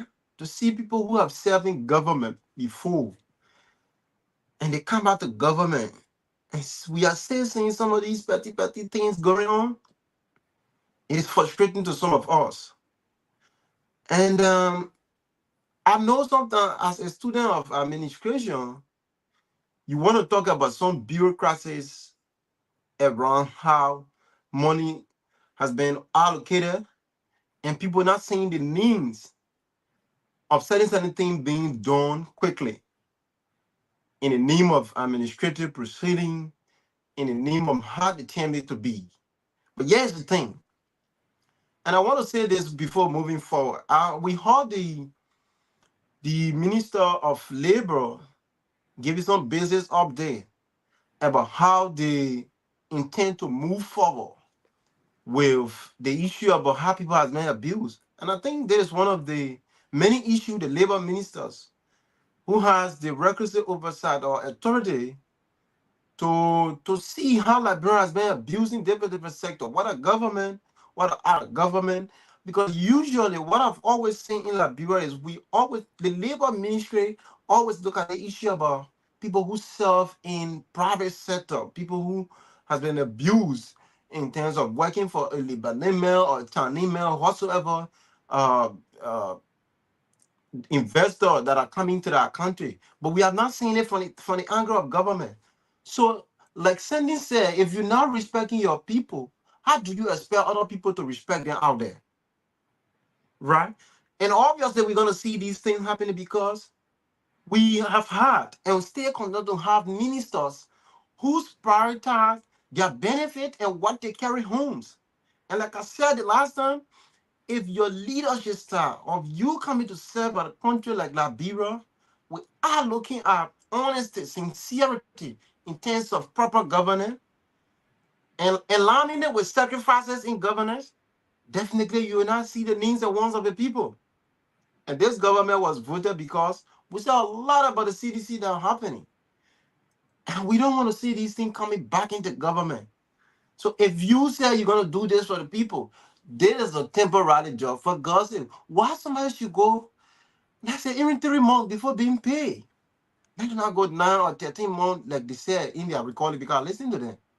And some of that even saying we are dependent pay to send our children to school. We are dependent pay to do our little markets that we then carry on or we intend to do. Like somebody said, all these things help the economy to boost because when the money is recycling in these various areas, then we see the kind of a productivity we have to see in government. But it is frustrating.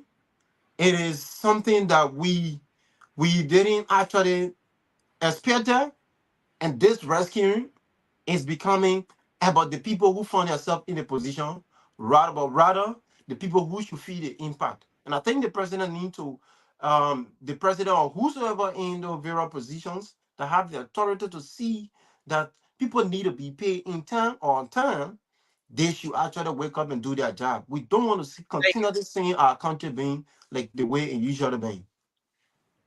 You know, I want us to end the show on this note. I came across this video today, and this is something very interesting.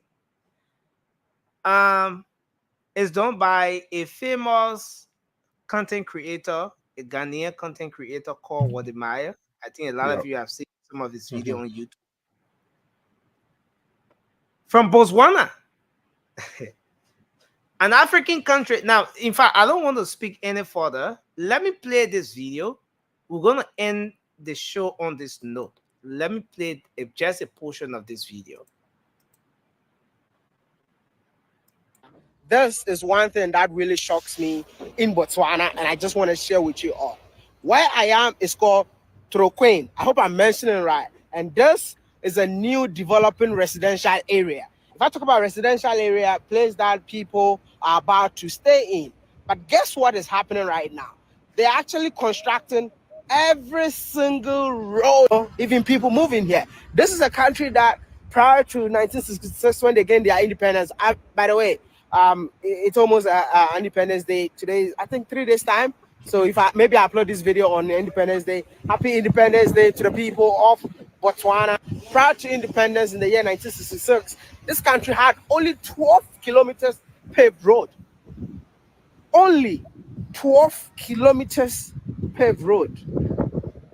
And if residential area like this roads now, I think we need to give a round of applause to the leaders of this beautiful country. Folks, and this is how I want us to end this show. Maybe we should start to ask ourselves the critical questions. Botswana, a country that gained her independence in 1966. This country, in that video, they have a residential area, like you're about to start a new community somewhere, a place that's just picking up. Even before the community started, the people have started to open the roads. Not just are they opening the roads and paving the roads, but they are also installing lights, the solar lights along the different corridors. A country of 1966, somewhere around 70 years old. We over 100 years older than Botswana. But then you come to a country like Liberia. In our country,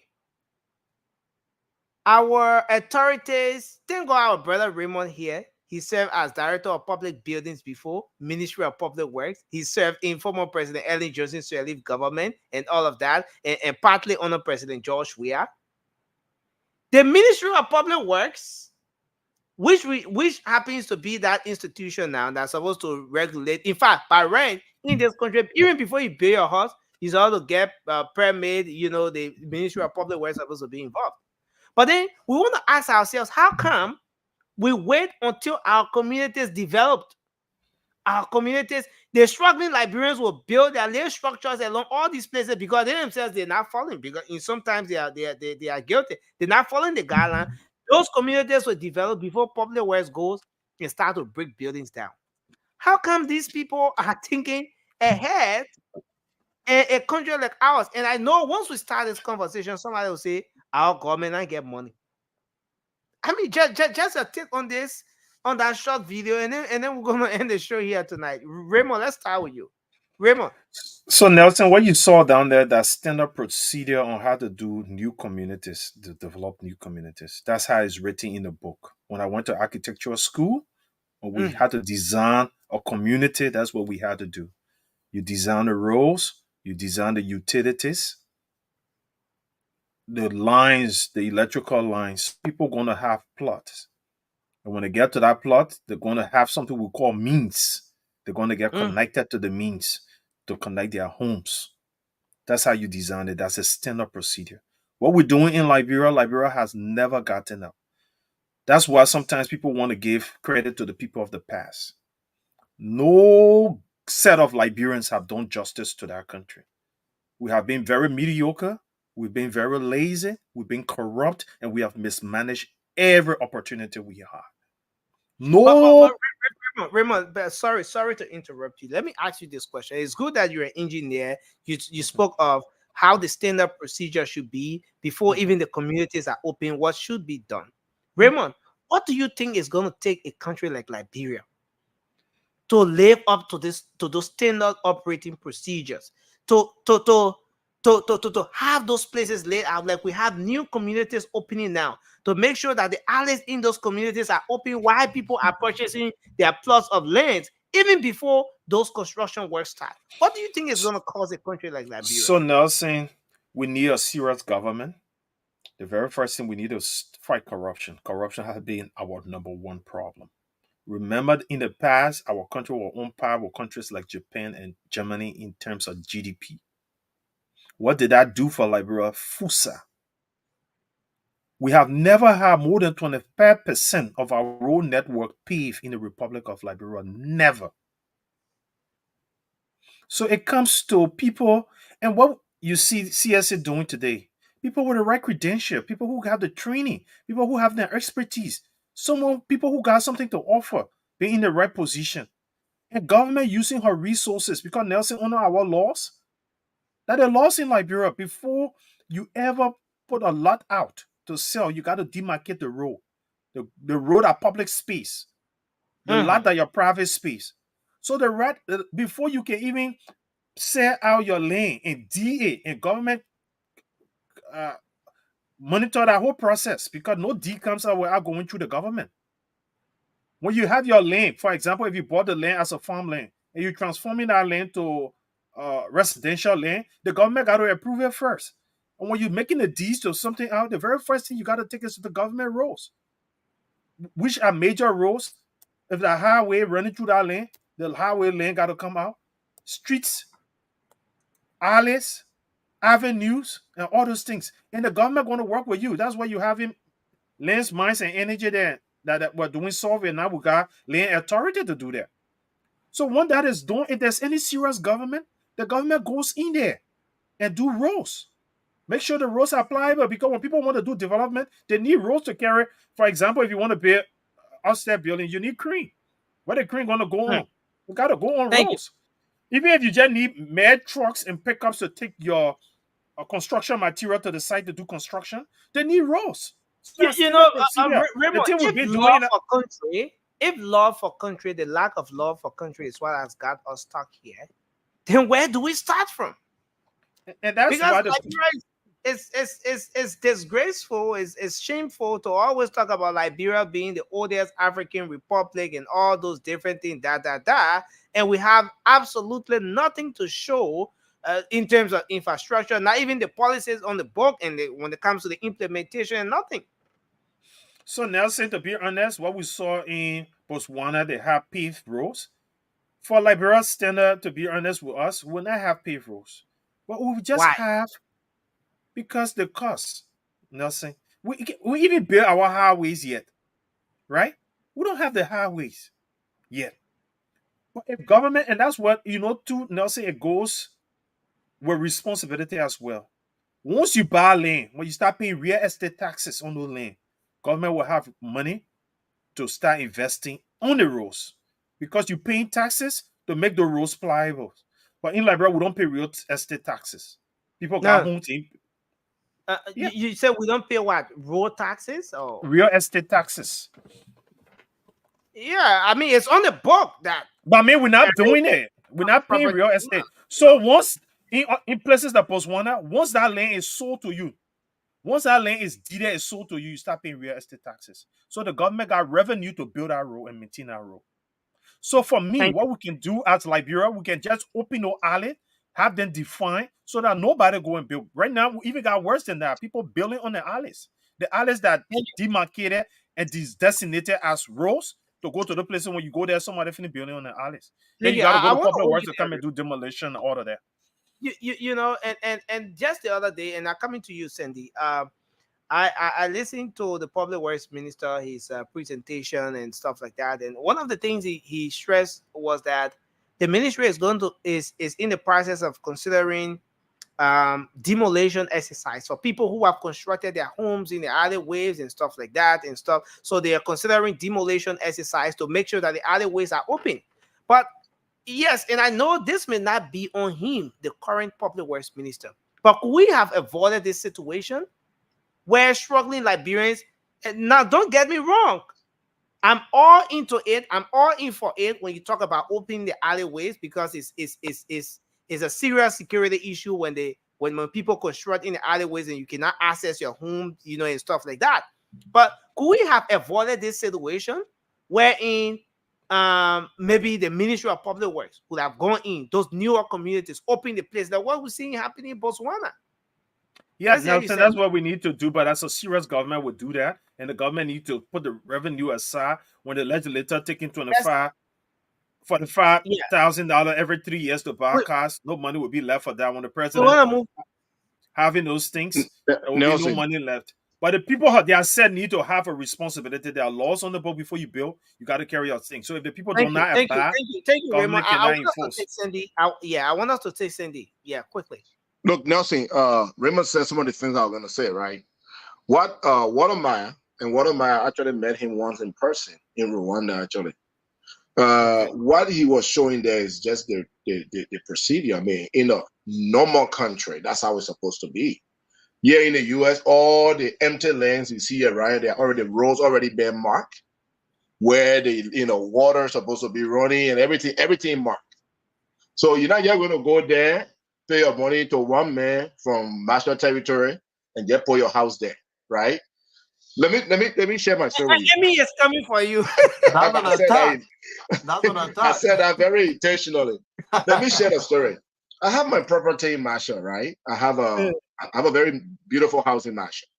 When I first bought the place, Nelson, the land, I had an alley on both sides, like on this side and on the other side. My intention was when I make my gate, my fence, I'll have two gates. I can get, go in the backyard and be able to enter the compound from the backyard. Yeah. Nelson, in less than 2 years, the alley in the backyard, they finished selling it to somebody else. It's an alley. They sold it to somebody else. And the person immediately started to build their foundation. Now I have to change my whole plan. But look, I did a research while Raymond was talking on Botswana. I did my research. Botswana, based on the research I just did, is one of the least corrupt African countries. Least corrupt. That means they mean business. They are not corrupt. You might find some minimal corruption scandals, but they are focused on building their country than stealing from their country. You must also look at their government pay structure. In fact, it's interesting, Nelson, they have the same governance structure that we have. They have president, they have the executive, the legislative, and the judiciary. It's the same that we have. The difference is, Nelson, their government, let's take it to the lawmakers in Botswana, on an average take home $27,000 a year. A year. I said 12 months, and I said 1 month. How much is your representative and your senator taking home a month? Is your country serious for development? Nelson, when you step out of Liberia, you were in Ghana recently. You saw Ghana. When you got to Ghana airport, you did not cry for your country airport. When you got to Accra, you didn't cry for Monrovia. Ghana was not like that. It took serious-minded people to say, look, we have to change this country. Rwanda, before Paul Kagame, they barely had paved road. The entire country was dusty road. It was not connected. The city of Kigali was a trash, pretty much. It took one Paul Kagame to say, look, we must change this thing. Nelson, we used to say the Congo people were stealing from Liberia and bringing the money in the US. But the native boy, yeah, they are the criminal. And I'm not segregating it. I'm saying the problem started many years ago, but it's getting worse. Even now that the power has been split across Liberia, where now it's not one set of group or one group in power. We all are enjoying the power. But who's stealing the most? Us that were saying the Congo people stealing our money, taking it to America. Are we serious to build our country? The people that we elect, the people that we appoint to lead us, they have taken us for a ride. They say we are stupid, excuse my French. Nelson, it's a pity when you step out of Liberia to other countries, African countries, that are intentional about developing their countries. That's a simple thing.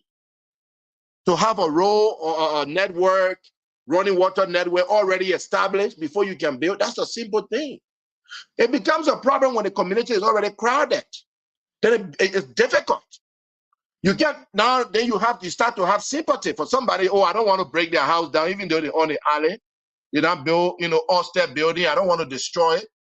That's why in serious countries they would do it, and they are very serious about it. They would do it before people start to build. Right? We have a long way to go. We have a beautiful country. I always say the layout of Liberia is beautiful. But we need people that really mean business to move that country forward. And from what we are seeing so far, I'm discouraged. I am discouraged on many levels. People are intentionally corrupt, stealing from the Liberian people, and that is not okay.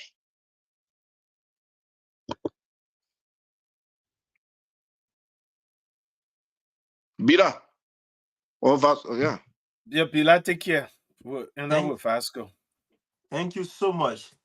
One of the big brother on the spoon talk and say the intentionality behind some of the behavior, it is the problem beyond. It is a root cause of our country not making progress in terms of how we see it behind door and how we find ourselves in position to do the necessary thing that we have to do.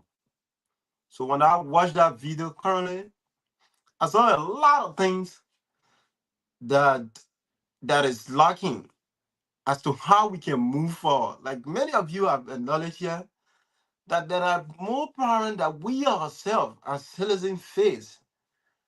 And sometimes we don't look at it.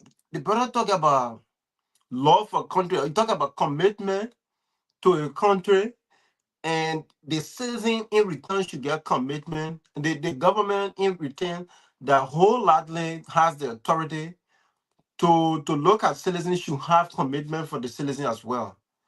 But in the case, we want to understand that in Liberia, there are more people. We're talking about the issue about land, how people build early. You are giving your part of story, how you intended to actually move forward with an infrastructure that you are carrying on, the fans and all the business. But all of a sudden, you see that place has been sold, and that has always been Liberia for us. It was shocking to know that land authority who has the legal power to actually carry some of those basic implementation. We know that the law we got law, good policies on the book, brother. But intentionally, people will go and know that this is not right. Okay, let me do it. We will go into the process. And that bottom sometimes to corruption again, bring us back to corruption, because if you have issues as citizen, you file your case to the court, and the court, some of those, like I said the last time, most of those lower court, the corruption are there, brother. We never see them as compared to what we see at the executive and other business area. The guys are very corrupt. Because if you had authority over a particular judge, definitely they will give you the good idea, man, come and go and buy that land. So at the end of the day, we continue to see people building to where they either to build. And it makes the job difficult for other people that has authority to carry on their implementation, because the kind of a system that has been built. So for us to, in totality, for us to see the kind of productivity in terms of infrastructure, road, and all the business things, like some places you see flooding.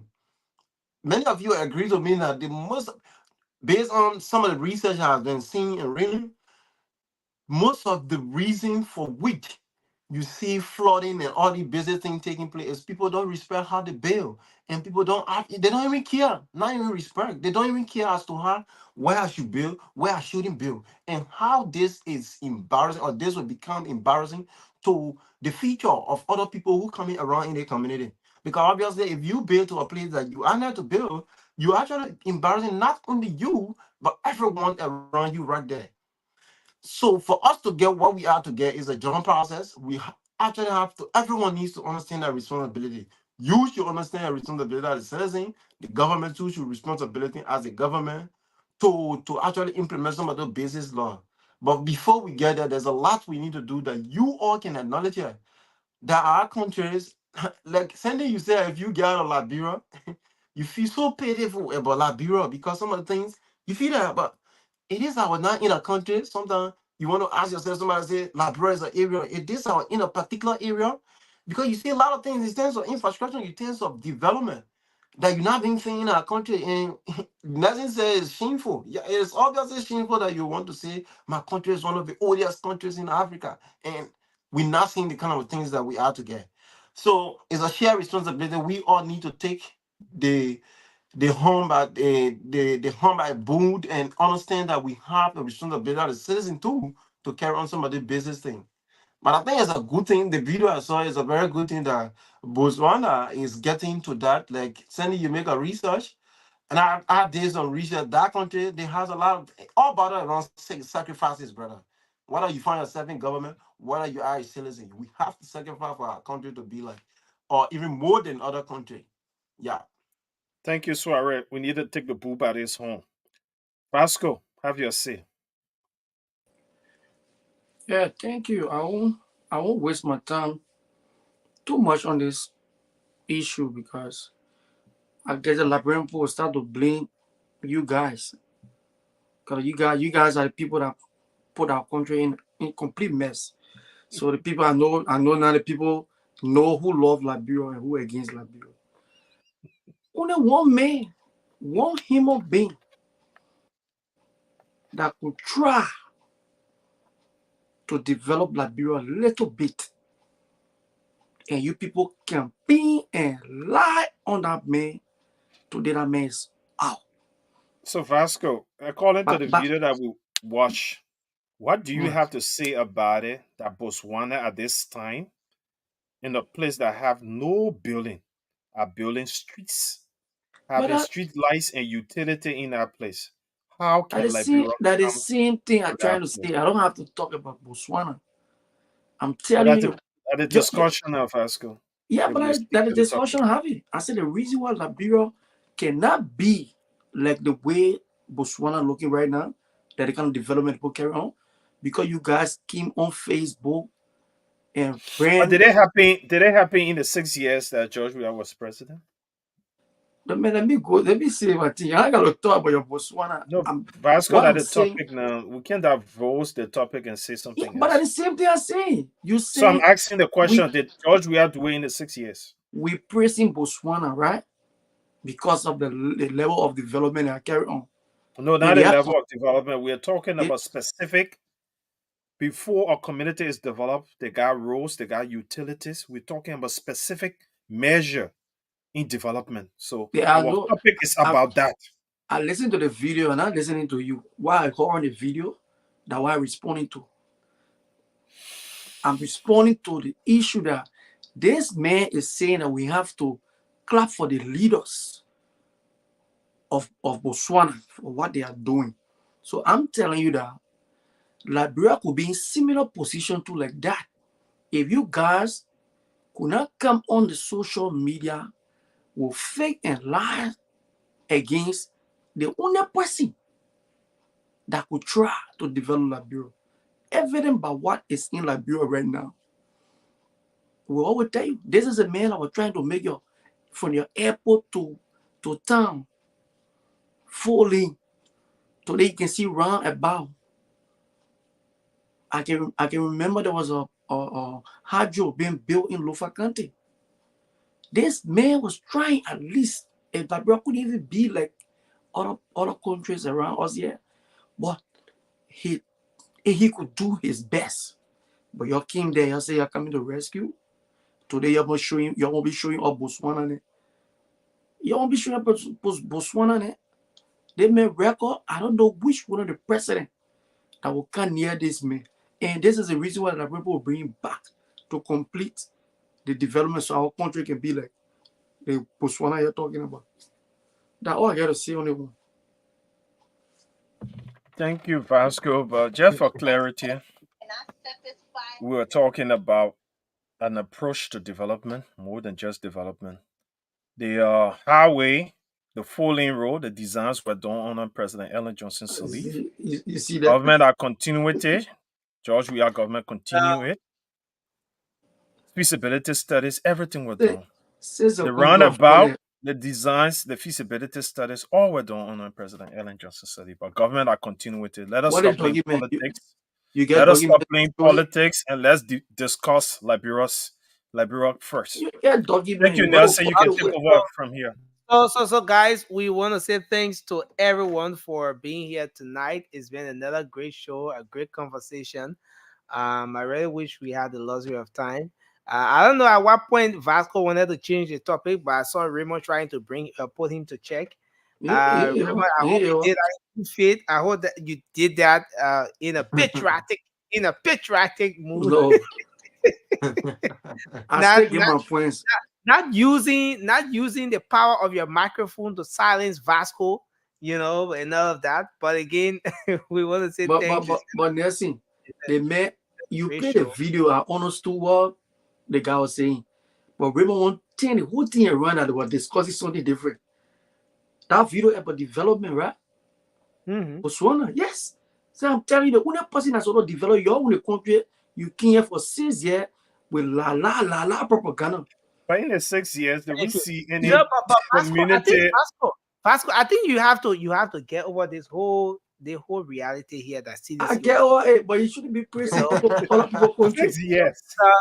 and that is going to take 6 years, or let's say a little over 5 years. Sending the road waiting for you on the road. The great road. So, guys, I want to say it was a great show, man. We look forward to being here tomorrow again. I see a lot of our folks are trying to call in. I see the calls kept coming back to back, but we're out of time. Yeah, no calls today. The technical thing is signaling to me that we have. You're not talking about that. No so we'll come your way again, folks. Thanks to all of our audience, all of the folks in the audience. I see James Hector, G Dubber, J Jutomu, Nami, Zaire Molu, all of you, Lane Lakbo, Vasco. Oh no, not Vasco. I see James Walker, Cisse, Madam Marcia Snelling, SOJ Kamara, everyone, man, we appreciate you, and we look forward to being here tomorrow again with another edition of the program. Sandy, welcome back. I understand you had a great trip. It was a real good time out there.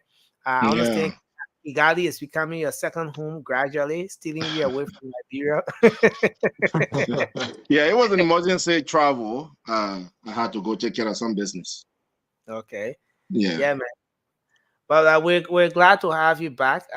Someone made a comment, and then since after that comment, I've been trying to get Touré. I can't get him. The person said they have a bomb share on Touré. Situation that he can't handle right now, and so because of that, they're waiting for him on the show.